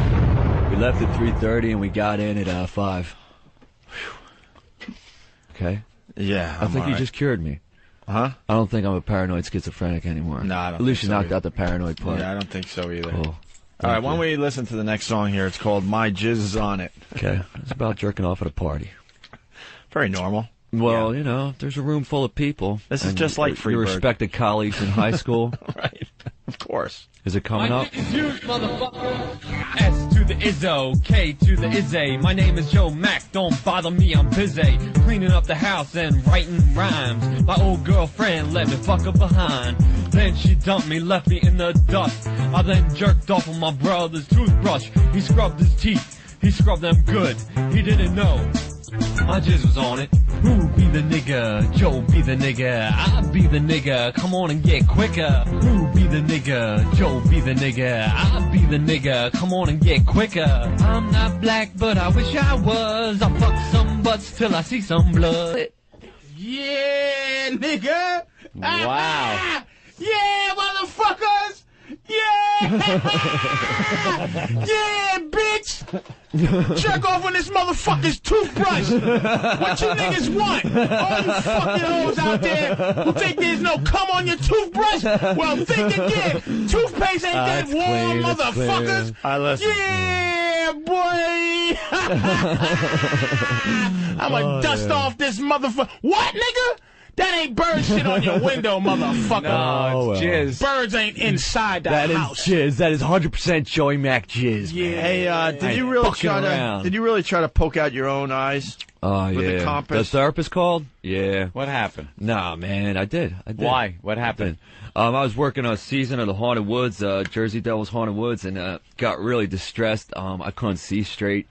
I just wanted to lose my vision, man. I seen enough demons and scary fucking movies back in those woods, man. So how about closing your eyes and duct tape on them? It was cool, man. So you just close your eyes. Gouge your eyes out. Just close your eyes next time. Gouge them out. Oh, man. And finally, what did you do to your brother? Who, Johnny? Yeah. Johnny's Is Johnny out here? I'm not allowed to talk about that anymore. Yeah, because you can. Is that no, true? That's his therapy. That's his form of therapy. Is that he found from a doctor. I'm not allowed to talk about it anymore. Is it true though? Oh no. Bring in your brother Johnny. What happened? We'd love to hear it. This is the showstopper right here. All right. Bring in Johnny. Johnny Mac. We'll settle this. We'll see if it's real or not. All right. Yeah, we're gonna settle this right now. Okay. Something he's not allowed to talk about anymore. Does he need a mic? He's going. What's up? What's big? Wait, a big how old are version you? of Ben want? Big Ben. How old am I? Yeah. 24. And you're normal compared to your brother? Yeah, I think so. Yeah. Okay. Yeah. He's been schizo for how many years? Whole life? Well, he was always kind of a crazy kid. Crazy. And then he started doing a lot of drugs. Yeah, the drugs will help out. That just kind of brought it out in him. Yeah. Now, you got parents? Yeah. Yeah, and what are they doing? Helping him out at all, or just kind of leave him out on his own there? No. We live together at the same house with my parents. You do? Yeah. Oh, okay. Yeah. That's a good deal. Now, what did he do to you? He thinks that he molested me. I deny it. Uh-huh. I'm not really going to own up to that, but there was this one time where, it might have been the early 80s. My dad asked us to shower together. Early 80s, your dad asked you to shower I thought together. the water was too hot, and that's why I hit my head on the tile. I don't remember any That's when I tile drank or up the hot flux water. capacitor. Kind of like Doc. No, I really don't know. We had to what the hell travel happened. time to get Joey's dick out of his ass. You don't know what happened, but apparently... Well, you know how that goes. You black out when a Like traumatic you're babysitting the younger ones, and you're like, yeah, I want to walk on down the hall. Yeah, I want to play a little sex game. You know what? I'm even going to bring the devil into this. We'll see what happens, man. Booyah. Ow. Fuck. Dude, so you were showering. That didn't feel so good, man. That did not feel good at all. The longest night, sin against God. Thank you. Holy shit. Wow. That's insane. He fucked this big brute of a brother. His brother's like 10 times bigger than him. And he comes in there with this transvestite He beats my chest. ass on a regular basis, man. He just pounds on me, Walking man. in here like Harvey Here, let me teach you some Feinstein. karate, little boy. I'm not a little boy anymore. You want to teach me some karate? I want to use a martial arts and slam your head into our tile floor, Joey. So And that's the way it's going to so be. you slam his You're not head allowed into to the talk wall. that way. See, we get in Joey's fights not all the allowed to time talk over this that shit. way. 'Cause I'm not too cool when, I bring girls home or something and he fucking weird. It them out. happens. It absolutely happens. He talks to my younger friends. Like, absolutely my does. friends are my age. He hangs out with my friends because... Wait, you're trying to just Yeah. get laid, bringing chicks back to the house, and he's He cock brings blocking on, you? he'll play that music, where he's Yeah, talking he about thinks raping I'm a my little ass. crazy. Jizzing and raping your ass, and you're fucking his dog, and... You know what? That's the funny thing. I got blamed for fucking the dog on the school bus one day by my neighbor who lived behind me. And he's glad Years I later, it all clarified that came with together him. when he Yeah. came out and Yeah. said that he was the one. I was fucking hiding What, the all whole of neighborhood that. knew that the dog... No, one guy was trying to, talking And how did the about guy know? professionally hide all He this lived in the stuff backyard away of Jason, from my our reputation. backyard, and the dog was an outside dog. I I had was no trying idea this to went on. He was professionally blaming hide me. all He's this like, "You away raped from your my dog, you reputation." sick bastard."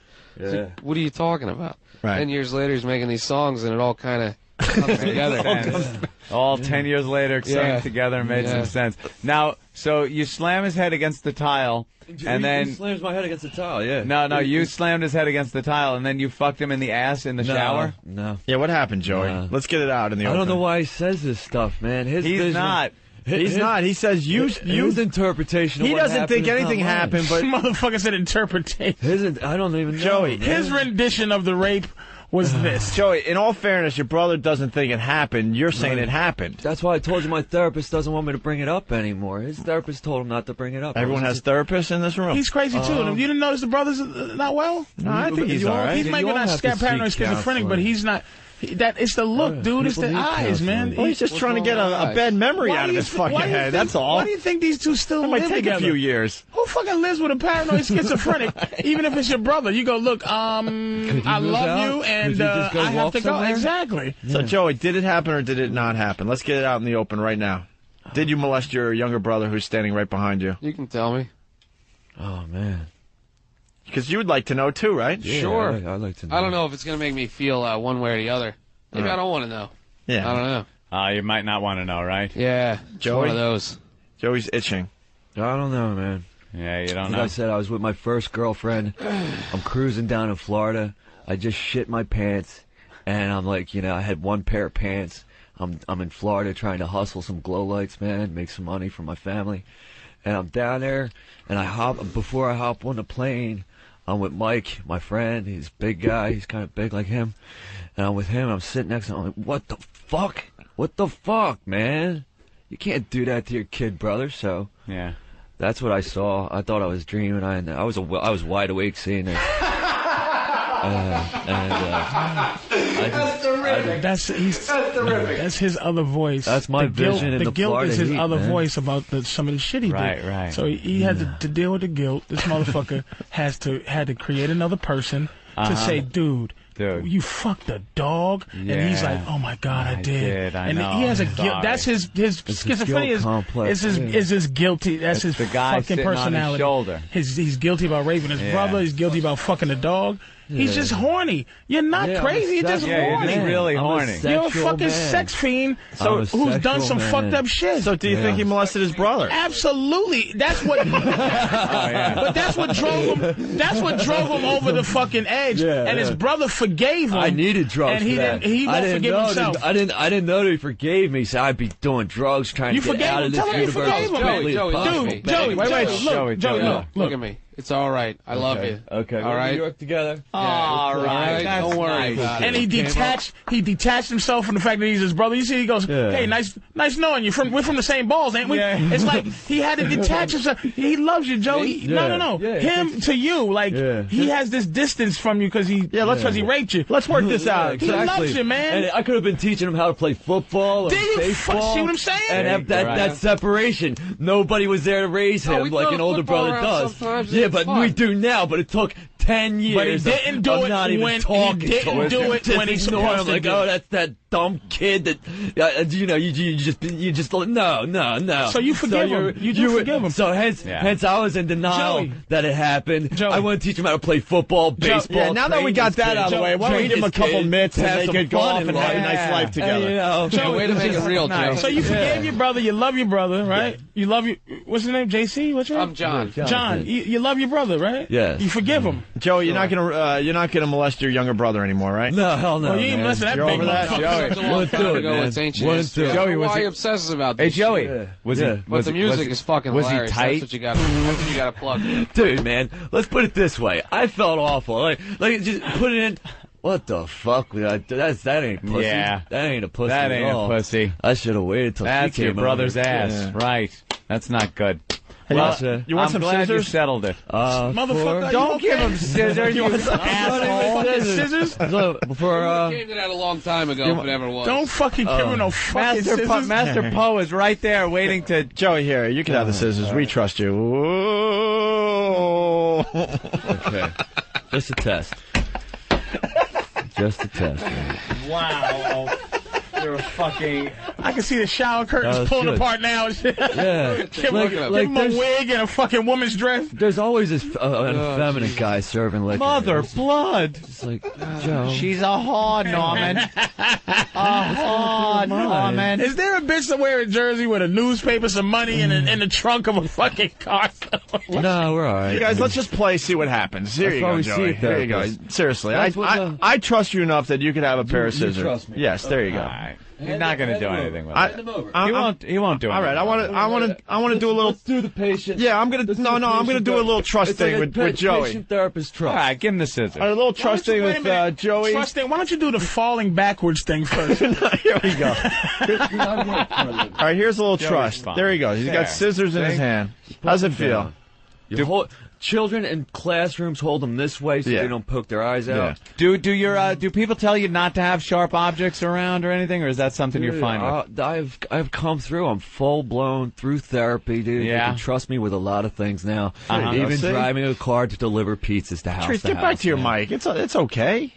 It's okay. Wash dishes. Just a little trust Dude, thing. I worked with. You know how many knives I want him worked to with trust us. You know There how you many go. knives I worked at the There you restaurant go. I worked with? Really? I don't hurt Dishwasher? anyone. Here you go. Here's a switchblade. I hear you. There you go. All right. Couple of scissors. Why not? But I need them. What do you want me to cut out pictures of little stars here? Silver Bella. Rest in pieces. Oh, that's beautiful. All right. Well. Yeah, see, this is. That makes you think. Yeah, you don't want to think. No. Thinking too much hurts. Yeah, don't think. So, are we okay with the molestation that happened? How old were you when it happened? You think? Well, you don't think it happened.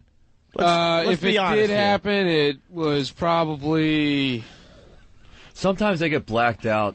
How old do you think you was when it happened? How old were you about? Maybe it did. 4 or 5 years old, you know. Oh, wow. Probably not even going to leave a mark. I was 11. Yeah, ouch. 11. You're 11? 10 or 11, yeah. Hey, who can blame that? 7 You're years 11. difference. That Sure. makes perfect sense. Yeah.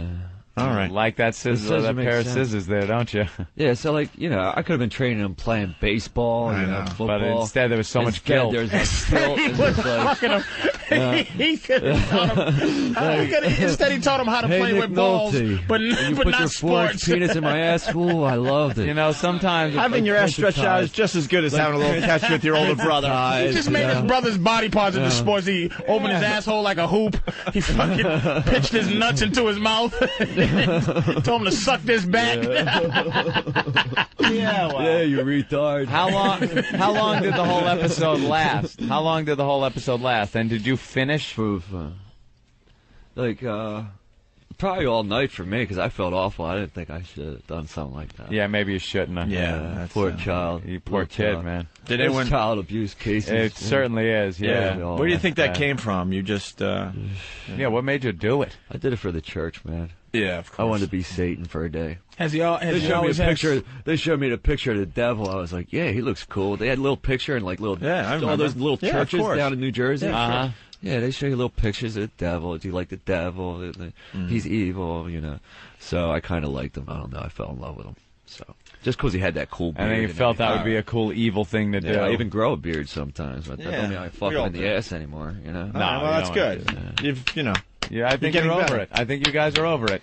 All right, we worked out a problem here, I think. Yeah. I feel warm right now. Yeah. All my boys are in. Yeah. It's cold, bro. All right. Oh, it's a cold I guess we're done with Joe. Yeah, very good. Thank you for coming thanks, down. O&A. it's This is Opie, been right? Fantastic. No, It's no, Opie. no. That's I got Opie. it wrong. Yeah. You're Opie. No, no. You're Anthony. Yeah. Oh, please don't know Did how I got it right? I'm sorry. Drew Boogie, Patrice O'Neal. Dude, if I ever obsessed, Big if Kev. I ever obsessed over who Opie Jim was, Norton. he'd probably lose his mind, dude. Oh, yeah. he Yeah. I wouldn't want to do Well, that you're to right, Opie. you know? You're right, You don't want actually. people obsessing I think over you two should shower together. You don't want anybody obsessing You guys over want to? Why don't you, the brothers, get naked and just do a hug to prove there's nothing going on anymore? Okay, I'm serious. Why not? Not in a million. Why not, Joey? Joey, I don't want to get nude in the studio, man. what happened? You understand, right? What? Well, I don't want to get nude in the studio. I didn't want to get nude in the studio. Oh, that's Just why. out of self-respect. But that's why you're getting out. Well, we're almost done. We're almost done. All right. Almost done. I'm going to give John a hug. Me and John can hug. There you go. All right, look at this. The two brothers That's a hugging. warm, tender moment There you right go. there. Oof. Wow. Why don't you have your brother turn around and then hug him again? Did it fill up a little? Why don't you have your brother try to touch his toes and you stand behind him and see if you're really cured. If you're really cured. Funny of those old feelings come back. Right. Come on, man. It's based on trust. I didn't do anything with the scissors. I see. Over See, again. Joey, I knew. See, I'm smart that way. I knew. Joey, thank you, man. Thank you. Joey, you rock. Thanks for dropping in. Thanks for having fun. It's American Mess on the Opie and Anthony program. Joey's brother, thank you Joey so Mac. much. Joey's brother, you all right? Yeah, I'm cool. Yeah? Yeah. No, I listen to you guys No, every day man. when I'm pretty fucking far from okay. Fucking Washington Township privileges are over. Yeah, what do you do for a living? I'm a pizza delivery guy right now. Okay, that's all right. Yeah. There you go. You just get a little scared when people want sausage with that, right? No, I'll give a Pizza. bitch some sausage. I fucked some Sausage. kid's mom the night before school. Oh, my God. Now we're going to get into Joey's brother. Yeah? Yeah, she's 52 years old. You know, What met her happened? up at the local bar. Ordered some pizza. Her daughter was a cheerleader, graduated the same year as me. No, she ordered pizza from the place all the time, but we ended up meeting at the bar. And she's like, "You look so familiar." I was like, "Oh yeah, don't you get a large with bacon?" She's like, "Yeah." And I said her address to her. She's like, "Yeah." She's like, "Why don't you come back to my place?" Hey. Did you see pictures of her daughter up on the wall? Yeah, that was the funniest part. I So started you're laughing. fucking the She's like, "What's mom. so funny?" I'm like, "Wasn't she a cheerleader at my high school?" You And probably I'm like, wanted to fuck the cheerleader, right? Oh, hell yeah, but you pull her skin back, you know, looks just as good. Can take some of the wrinkles out. Yeah. So you pull her ponytail. Yeah, You got exactly. the cheerleader. Jesus. You sick fuck. I love it. Do you have a lot of women coming to the door hoping for action from the pizza guy? Yeah, We've and heard they this- never miss it with a guy like me. We've heard the stories, though, seriously. That Well, I was a pool guy once, same thing happened. Yeah, that'll work. What Guy, happens? pool The women guy. are... It was just one time, you know, it was like a Wednesday afternoon and it rained, so we weren't actually out with the pool trucks, but she said stop by sometime for a side job. Yeah, side job. So I show up there, she's like, there's something wrong with the hot tub. I dive down there, there's nothing wrong, I come back up, and she starts making out with me, takes me into the bedroom. Yeah. Yeah, you had Older woman, too, I don't get it, these older chicks. You had to give her the old backwash, huh? Oh, yeah. Backwash that filter. That's amazing. All right, thank you. I mean, That's great. You and your brother are very interesting. Yeah, you two are something. Quite the pair. Yeah. There you go. All right, guys. Well, thank you. Take it easy. The Mac Boys. There they go, the Mac Boys. It's American Mess on the Opie and Anthony program. After seen, today, I think we're going to end the old bit. Wow. That was a little too real today. I thought the Sheen brothers were fucked up. Yeah. These guys are, you know. When I handed over those scissors, Poe, the look Poe lost his mind. The look Poe gave me, first of all, and then the concentration on the scissors. Poe was burning his eyes into the scissors and looking at everything else he could use as a weapon against those scissors. Like, I saw him looking at the stapler, knowing that would defend against the scissors, and then the tape dispenser, which has the sharp edge that cuts the tape. He's looking at that as some kind of blade, and somehow he was going to defend us all with 2 oranges in front of Iraq. And I had total faith in Of course. All right. Poe. All right, we're going to take a break, and hopefully we'll do something very, very different. Wow. Yeah, to say the least. This American Mess thing is a very interesting bit, but it takes a lot out of the host. Yeah. Because you see how real it really is as you're talking to these guys. I'm glad Bill Burr isn't here today, because I would not want to walk down the sidewalk today with Bill giving me his whole speech about how horrible it is and bad and making me feel bad about what I do for a job. That's what Bill does. When we have guests that are a little off and we ask them certain questions that we might not ask them, that make them do certain things they might not want to do, I walk down the sidewalk after the show to the corner with Bill Burr, and Bill just talks about, God, I was into it at first, and then I started feeling so bad. Oh, my and, God. and then I get in my car going, and I hear Bill's voice in my head going, I feel bad. And then I'm going, why? What do we do for a living, really? Yeah. Oh, my God, I'm making my money off other people's sorrows, and this is terrible. And I don't need Bill Burr's voice in my head. If Bill Burr was here today for that, he'd go home and shower with Brillo pads. Brillo, He would fetal have to position just- on the floor of just his try shower, to get crying. rid of the dirtiness. Robin Long Island, what's up? Mr. What's Nice going on, Guy. guys? Yeah, I got a comment but went on during the break. Anthony's Pal Talk Triage is one of the funniest things I've seen in a very long time. Oh, you were watching that? Of course I was. People don't understand the power I wield in Pal Talk. I use it wisely, and I use it, I'm very nice about it. I am Anthony the Merciful most of the time. I don't ban a lot of people. As we know, the live Pal Talk room has hundreds and hundreds of people in it every day. They growing every day, too. They listen to the show. They watch the show. They watch what we do during commercial breaks. They listen to what we're talking about when the mics aren't live for XM. They get the exclusive. Yes. I'm sorry. 2 people IM you. You pardon them, and then you just pick people at random to start banning out of the room. Yes, there is a rule on the Pal Talk. Don't IM me. I'm trying to read what's being posted on the chat board because it's like the new instant feedback. I can read some lines are funny. I like to convey them to the audience. I'm looking at pictures of what's going on. Someone's saying, check out this guy's camera, this girl's camera. And I'm trying to look. And the second I look over, bing, there's this huge IM blocking my view. Now I got to take time out to get my mouse and click on it and close it. And then they IM again. So now I got to go into the administrative tab on help and block him from IMing. Pain in the ass. So I bounce people. That is when they are thrown from the fucking room. Right. Now, sometimes it's an innocent enough mistake. A lot of people are brand new to the room. They will say, "Hi, Anthony," and I'll be like, "Please don't IM me." Boink, gone. And then I'll leave them alone. That is considered, I pardon you. I pardon you. I give them a pardon.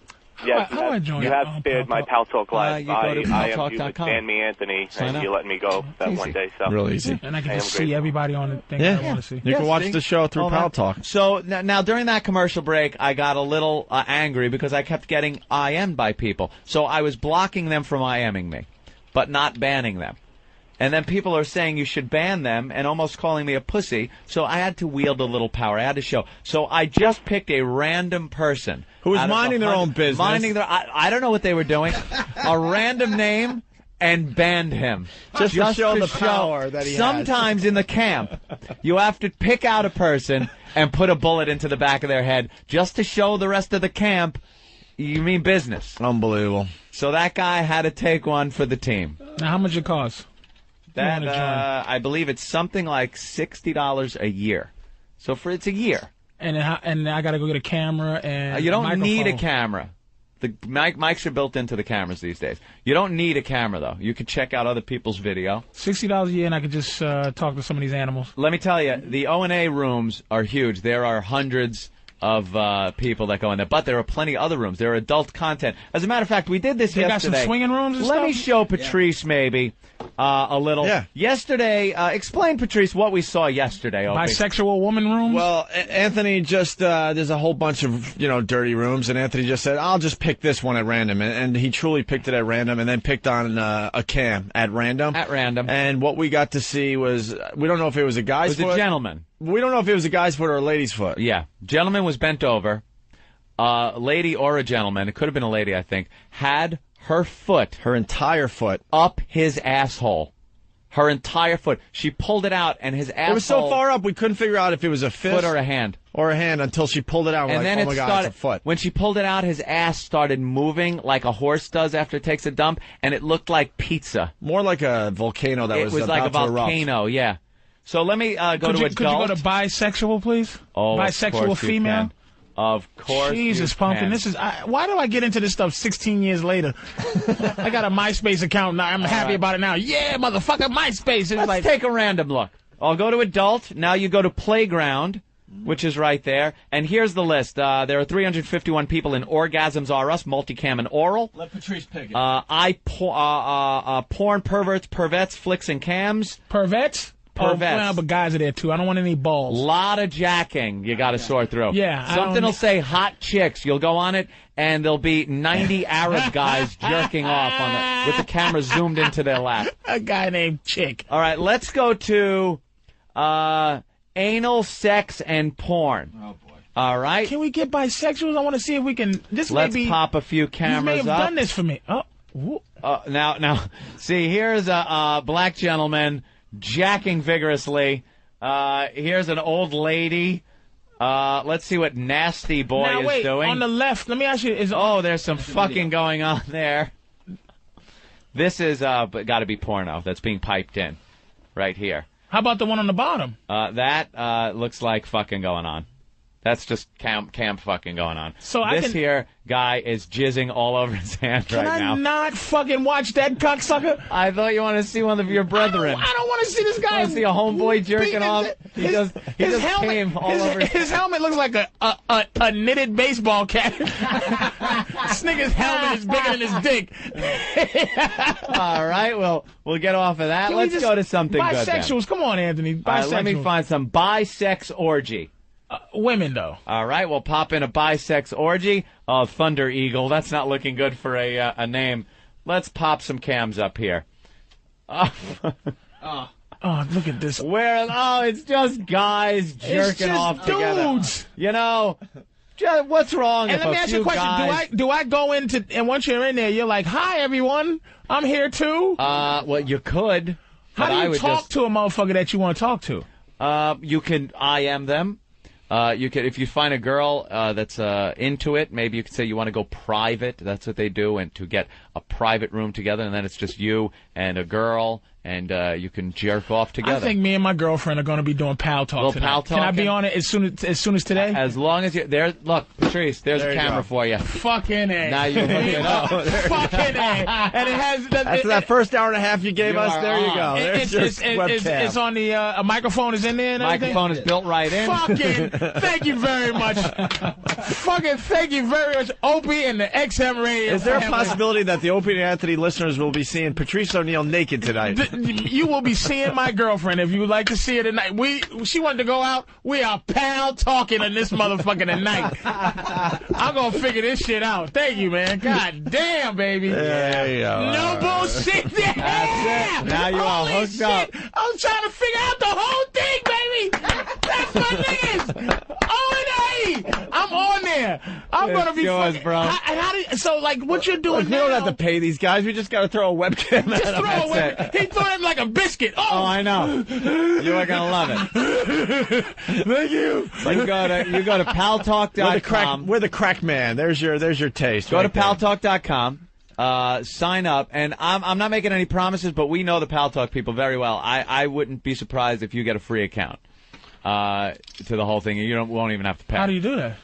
We go through Pal Talk. Well, you're gonna. All right, all right, he's hooking you up. We'll probably get you an account right away. You can hook the camera up. Your girl will be naked by it's gonna be 8 o'clock tonight for everybody else. Fabulous. With my face rubbing a cunt like this. Yeah. And how do I click, dude? What you do every day? Click up these chicks. And That's it. You just gotta work your way around the website. The chat room we're in right now. All you got to do is click on the camera icon, and then let's see. Let's go to T Tucker 10. Right there, and there he is, right there. It's just some black dude chilling. That's just some black dude chilling out watching the show. Let's go to Steve right here. Pat from Munaki is on. And it's a picture of his dog sleeping. and you just click it on, and you know who has a camera on, and that's it. You know now, you know who has a camera. Let's do this also. I'll give you another example. Right now, I have the mic keyed so they could hear everything we're saying.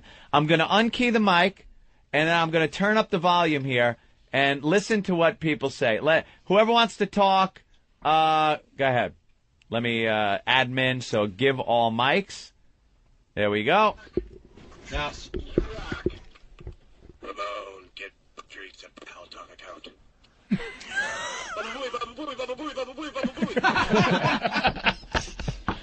I can't wait to see you later. Oh shit! This is creepy. And my girl, this is gonna. Fucking killing me this morning. Absolutely hysterical. Fuck me! This is great. This is no bullshit, man. Bullshit. How are they smart enough to take turns talking? I thought everyone would talk at the same time. Patrice for third mic. Patrice for third mic. It's one at a time talking. They love it.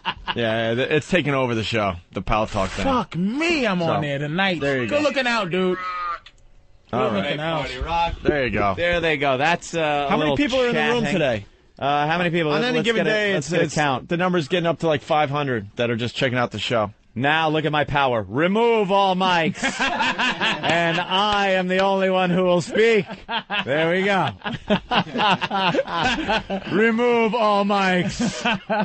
That's cool. How many people on there today, Ant? Why am I not into that to just now? How many people I we feel got? fucking stupid. Oh, don't worry. Nobody. Usually takes a few. Wow. 557 people. Anywhere between 500 and 550 today. Yeah. In and out of the room. In and out of the room like it's at nothing. any given time. And we could get up to what now? We had 1,300 people in there. We had 1,500 people during the mousetrap bit going on. 1,500 people just checking in, looking in with their own cameras. And at night, it really just gets sick. The Opie and Anthony rooms don't stop after the show's over. There's 250, 300, 500 people in rooms of people just talking, showing tits, having fun. Dugout Doug does a Friday night karaoke over the thing that's just hysterical. It's taken on a life of its own, as Opie likes to say. It's a whole experience. It's like a lifestyle now, this show. Do you do it? You got one? No, I don't do the thing. I'm into real action. I get on there at home.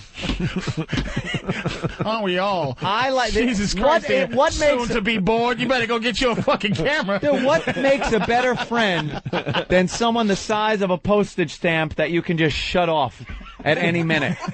I don't want to. If I'm done talking to someone, boom, I close them down. A lot of motherfuckers trying to have superficial conversations with Anthony. Yeah. Hey, dude. Hey, today, I was bounce, bounce. I'm not interested in you. Dude, I love your hats, man. It's like boink, gone. Don't have to talk to you. I know that trick. You're a postage stamp friend. Hey, moving on to other things. Sasha crashed during the Olympics. Yeah. The figure skater. And you know what? We don't really care, but she crashed and she got the silver medal. Some Asian skater got the gold. Japanese. And my cousin Emily Hughes came in 7th, which is great considering she wasn't even going to be in the Olympics wasn't even this gonna be. time around. Did you call her yet? Yeah, she's right there on the cover of Newsday. Look how 7th cute. heaven, it says. Emily Hughes. She's adorable. Her sister won gold 4 years ago, my cousin Sarah. Whose kids are they? Your uncle's kids? Yeah. That's really very nice. Let me see. She did well. She came in 7th. These skaters got great asses, Sure don't they? Fucking hot, dude. Well, I guess. It's my cousin, dude. Olympic. Fucking cousin. Yeah, we got some talent. Up. We got some talent. Give it a sniff. I don't care. It's my cousin. Newsday ain't no scratch and sniff yet. Oh, man, I'm sniffing his cousin's booty right now. But here's the deal. Listen to this. So Sasha falls, right? Mm-hmm. And it says Crasha on the sports page of the New York Post. Yeah. And the New York Post has a little class. They show her on the ice after she fell. Sasha settles for silver after spill, okay? And you don't really see her crotch in that picture as she's falling, right? Yeah. Oh, Yep. yeah. Daily News decided to go with this picture. Of a tampon. Exactly. It's a fucking. How the fuck did they get away with this? She has a pad sticking out of that little. This chick lost the gold because she was cramping up. Yeah, she's got some water retention. She fucking lost because she had a cramp. She was bloated. That bitch just took some Motrin. This fucking bitch, she spent 4 years, going for the gold, and she happens to get her period the same time the Olympics are happening, and I am convinced that affected her. She fell down, she won the silver, but more importantly, the Daily News on the sports page, Crasha. Yeah. They show her legs wide open as she's falling down. Clear as day, you're seeing some white sticking out of her Somebody little... didn't pay. That was a rush job. No one paid attention to the fact she has a fucking tampon. She is skating on the not wings a of a tampon, maxi. a pad. There's a pad, right? There's a pad. Is that a pad or That's not? A pad. Yes, it's a pad. fucking pad. Those are the wings. That is a pad sticking out. Oh! Those are the wings that are Front sticking page out. of the sports section And that's today probably here her, in New what York. is she, like 14? That's probably her first one. Front page. Oh, that is just fucking amazing. She's fucking... It looks like she had to borrow it from the coach. She was like, has to use the big pads. Well, use tampon, you, now. Put on the pad. Put on... Someone knew what they were doing, by the way, when they decided on that picture. Come on. Yep, that was done on purpose. They always get crotch You didn't have shots to of these study girls. that picture to see right away what's going on down there. That's pad. And it's just one of those things that, you have your one thing, two things that you just go, wow, it skeeves me out. Yeah. This is as pretty as she is, that's just disgusting to me. That is You so don't like nasty. the pad sticking out just like fucking that? Vietnam down there always fucks me up. Vietnam. I just can't take that murder scene down there. You think that's a light day? That looks like a light day oval. Oh, man, Doesn't look like a heavy day. Sticking out. If it's a pad, it's a heavy day. And so. the way her legs are, it looks all tampon-y. It just looks all... Yeah, they're all askew. Her legs is all fucking weird. The hell is that? She looks like she stinks. She looks like she's miserable. She looks like she stinks. That little sexy thing look like you just look like you gonna pee you. Poor Sasha. And she fell, man. Oh, maybe that's something that ice skaters wear or something. I don't know. No, that ain't something ice skaters wear. What the fuck? That's a pad. Oh, She just didn't want to hit the ice and leave like a red line. She's crossed the red line. Oh, wait, that's not the red line. That's, whoops. You might as well give her a hockey mask and a machete. Call it Jason. Just pull that tampon out. Maintenance crew is out there. Seems a fan threw a cherry Italian ice onto the ice, and they got to clean that up for the next skater. Oh my God! Someone is going to tell us what it is. Derek? Yeah. What's I that? watched it last night. She fell twice, by the way, but she had a pulled hernia, and it's a wrapping. It's not a pad. What kind of hernia and what kind of wrapping is that? It's a pussy. Hernia is groin. That's on her fucking hole. No, she had a wrapping, pulled a thigh muscle. They said it on the on the program. So you're trying Dude, where is that wrapping going? It's on her pussy. And where's it wrapped? It's perfectly centered. And it's two pieces hanging out with the same. You're right. They said it before she ever started skating.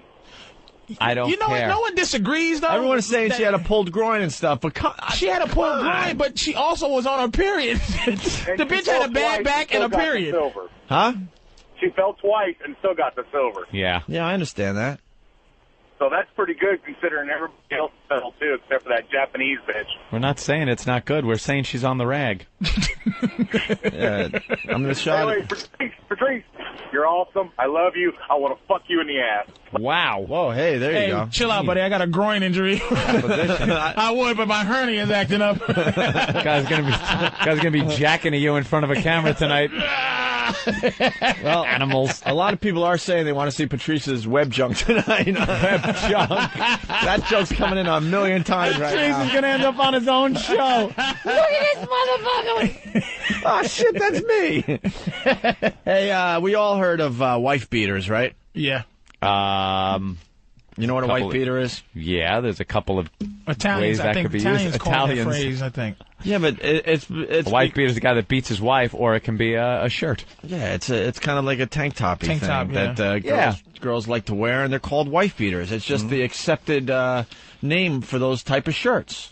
It came about because guys that wear those types or wore those type of shirts years ago with, gravy stain on it or something like that. It's the stereotypical guy who would smack his wife around, sit around the house like that, order her around, right, and watch TV. Right. Yeah, so it got that kind of reputation. Yeah. And now it's called a wife beater. And everyone knows it as wife beater. Yeah. Well, the politically correct folk want to take wife beater away from us. Good. They want to take the wife beater and call it what? I don't know. The child molester. The new shirt. Oddly enough, called it slightly disapproved. Yeah, somewhere in Boston. Disapproving. Somewhere in Boston. Can we talk this over, shirt? Can we have a talk over? Talk this over. Hey, Mary, go get my. Have a respectable, rational conversation out the fucking drawer, would you? I want to go out and do a little boxing. Can you go get my? Hey, listen, we can agree to disagree. Can you get the fucking white one? I want the white agree to disagree. You fucking mook. It's the couple counseling tea. Yeah. Let me just put on my maybe we should have our own space for a while shirt, and we'll talk later. But some store up in Boston got in trouble because they're advertising, wife beaters. Wife beater. That's fair though. Why? You know what? That's what they call it. That's what they call it. You know what? It's not fair. You can't give any of this shit away. I know how. Because they take that and they go for something else. Yeah. Very fair. I go with that because I preach that, but I'm saying... But that's the way you have to think in this society. We have a lot against us. You can't just start giving shit back. All right, let me be devil's advocate now. They never actually give it back to you. Can I be devil's advocate now? Please, I know Anthony usually is. I'm saying, what if there was boots called fag stompers? That's what they called it. Fag kickers, right? Well, they were Doc Martens. We all know they're Doc Martens. You know they're Doc Martens. But it's like, okay, for a store to promote fag kickers, I understand. We call it white beaters. Let's just call it, but don't put it up on your signs in the stores. You can't promote, hey, this is a wife beater, but that's what we call it. But even if everybody calls them wife beaters. Everybody calls them wife beaters. The odds that those boots are going to be called that are slim to none. Well, not really. It's fucking wife beaters is just I know when I'm ready to lace mine up, and I ask where they are. Hey. Where are the old FSs? Bring them on over. Well, here's the news story. Wife beaters, bad term. Building 19 circulars are meant to get your attention, maybe make you laugh. But some shoppers weren't laughing this week. When you heard about this, what did you think? I can't say what I thought. Mm-hmm. I know what I thought, but I can't say out loud what I thought. You're stupid. At issue, a 3-pack of men's undershirts advertised as wife beaters. That does, go to numbing and dumbing down and normalizing and suggesting that battering is a normal behavior. Come on. And I don't agree with that. You pointy lady. And it's Building 19. Do you know what Building 19 is? It's the shittiest shit store. They it's must love it then. It's disposable T-shirts. Like you would buy them as if they were napkins. They're not. It's that type of store where they sell socks that say socks in the front. That's it. Just socks. And it's a pack of 6 and it's irregular and it's fucking. They sell underwear and then next to the underwear they sell cups. That's what the store is, and it's not an important place. It's just, and the way they advertise, they have a cartoon of a guy, like boing with glasses and stuff, and it's like, come on down. So it's just a fucking joke. Yeah. It is what it is, man. But that's see, I can't even play devil's advocate. I can kind of see Patrice's point. Now, I'm against any kind of thing. I think if a store wants to put up a fucking sign that says we sell wife beaters, if you're offended by it, don't buy anything in that store. If it doesn't offend you and you want to buy a wife beater, go in, make your purchase. I don't like any groups saying this offends me. I don't like that. I don't care the fact that, they also call them guinea teas. Is that going to annoy me? I, as an Italian American, I'm very offended at the term guinea tea. Would you like to see a fucking, nigger pants or fucking chink shoes or something like that? It upsets me. I could give a shit what they call the fucking things. So I would walk in and buy it. If there's an Italian group, which there are plenty of, they don't like the Sopranos, they don't like this, that doesn't want to buy it, don't. But don't make people stop doing things. Come on down to Building 19. We got nigger pants. We got the nigger pants. And chink glasses. They widen your eyes. If your eyes are slitty like those Big goofs. Mr. Magoo fucking. Come on down and get your nigger pants. We got fag underwear. It's got the hole in the front and the back. Easy access. We have faggot coats. Well, we got names coming in for these T-shirts. Shit. Joe in Jersey. Joe. Yeah, I think they should call the wife beaters the "She Fell Down the Steps" T-shirt. All right, that could cover it up. I walked into a door tee. All right, the little nibblers later. Place a phone book on her back, T. Let's go to Danny from Jersey. Danny. Shit. Danny, come on. Professor Anthony. Yes, sir. You omitted the fact, or maybe perhaps don't know, that the term originated from Marlon Brando's portrayal in Streetcar Named Desire. Oh, really? Yeah. That movie came out. He wore that T-shirt the whole time. He was abusive to his wife and the sister-in-law, and the term came out of that. Wife beater? There you go. Yeah. All right. That makes it even more acceptable. Watch an episode of Cops. You see the guy wearing that. Comes out of the trailer. Goddamn bitch won't let me. This is my goddamn home.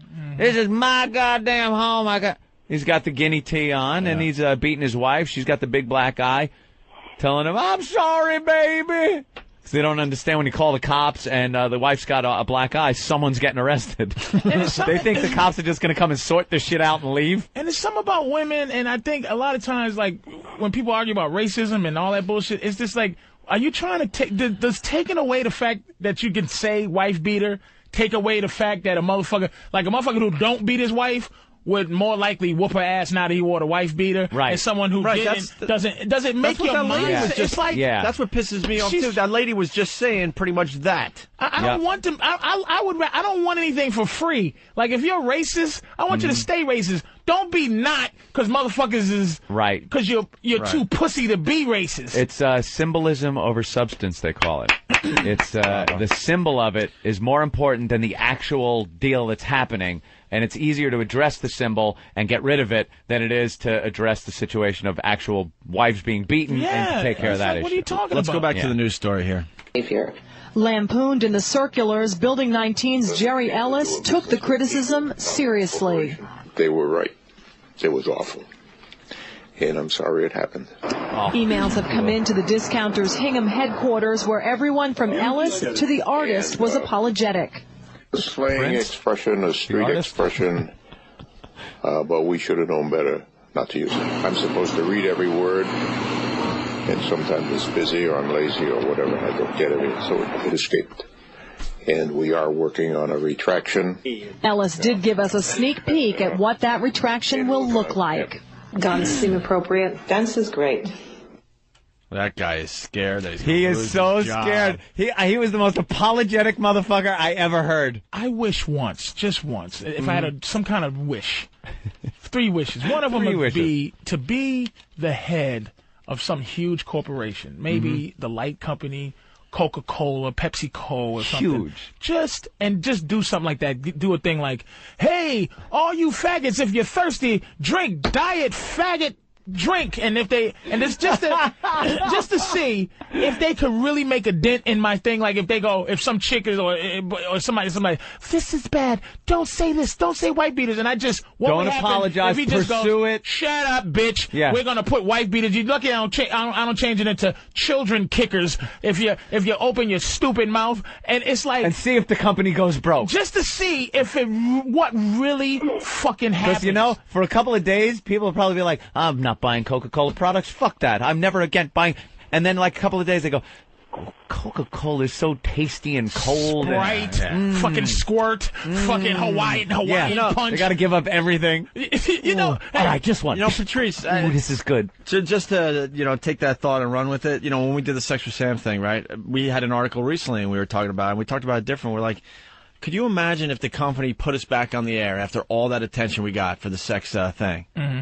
The protesters would have been all over the building, yes. But eventually they would have went home. And then ratings through and the then roof. the ratings would have been so ridiculous. And they're all about making money. If you do radio for a company, they just want to make money. Right. The ratings Anthony and I would have got, the amount of money they could have, charged for an ad, it would have been unbelievable.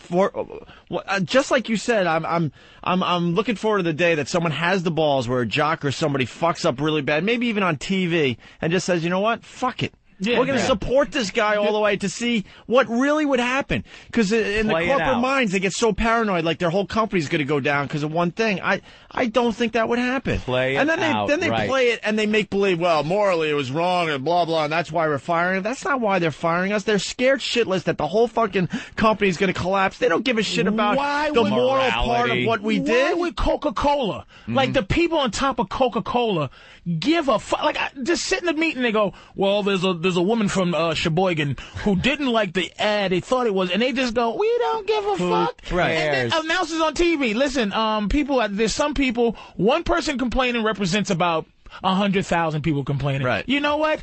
We're Coca-Cola, motherfucker. Right. Goodbye. Thank you. Billions worldwide. Fuck so you. Fuck I you. would love for once just to see how it would play out instead of like just get rid of the person immediately. Nobody could no interest group could shut down Coca-Cola. You know what? Cigarettes, $1 zillion business. They are required to put on their thing. They can't even put May cars anymore. Yeah. They have to say that in Canada they We put are dead evil. babies on the fucking Right. thing. We're required to put a dead baby on the fucking pack. You know Our what? product kills I'm you. smoking. Our product They're still smoking. destroys Our you. product kills you. Wait, who's saying that? The people that are putting the product out. You see They're saying the it. truth advertisement, Yeah. and it's like 1 and 2. This guy has Yeah. low self-esteem, or the sitcom one when it's like, this is really going on behind the scenes. We are, hey, do you know that fucking black people are too stupid to know we're gonna make chicken flavored cigarettes? Here's a memo. That was an actual memo, but it's like cigarettes.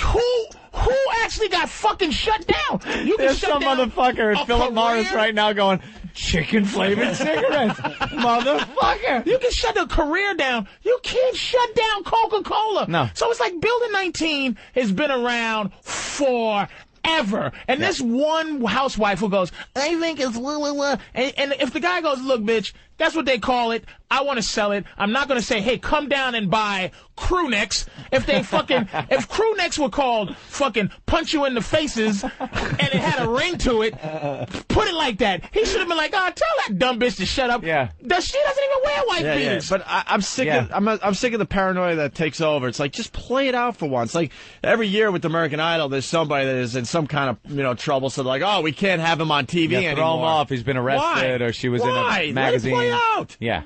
And see what really would happen. Nothing would happen in the end. Nothing. They get so God, scared. I'm so glad you brought that up today. Nothing. I'm like, these dummies, and they fired us and made believe it was about morals and stuff. It wasn't about morals. They were paranoid we were going to take down $1 billion fucking business. And I say today, that would not have happened. Never. Eventually, the protesters would have went away. The fucking coverage we got all over the world, it wasn't even nationally, it was internationally. Right. These fuckers would have had ratings that no one would have ever seen in radio. And but then the they would have... Catholic Church, what if somebody The from... Catholic Church from never goes said like this, shit about goes that. That's what they would... I was under the impression that it was the Catholic Church. No. The Catholics No, were the against Catholic it. Church, meaning St. Pat's itself, never made a statement. It was the Catholic League. The news had a lot of people. They were walking down the street asking is a people special what they interest thought group. about it, and the news, after they asked people what they thought about it, the people would go, I am highly offended as a Catholic, and that's what they got, like 3 or 4 sound bites on the news. Right. So that's who was angry. Right. So they weren't going to do anything. I'm so glad you brought that up, and I'm not just trying to bring us Jackasses. into this. I mean, because we were affected by that, but you see it all the time out there. And for once, I would just be like, just ride it out, see what happens. That guy was so You know what? apologetic. Actually, I got to even adjust my discussion here. The Insider, Pat O'Brien, is back on TV talking about everyone else's shit. He got out of rehab and he went right back on TV. So the Insider showed Marv Albert. Yeah, the Insider showed they did have balls and they put him back on. Yep. No one gives a shit that he was don't doing all have that balls. crazy You shit know on the what it is? phone. Jimmy the Great. He's good. He's fucking good. Marv Albert, there's no one as good as him right now. Yes. Maybe like an Al Michaels. Now, Al Michaels could fucking probably do some weird shit and get a job still. Because he's fucking super. He's amazing. Like, he's the only guy that can just... But the difference... OJ. All right. But the difference is... Race is different. All right. The difference is, though, when you do fuck up, and if they do bring you back, that you have to go away for a while.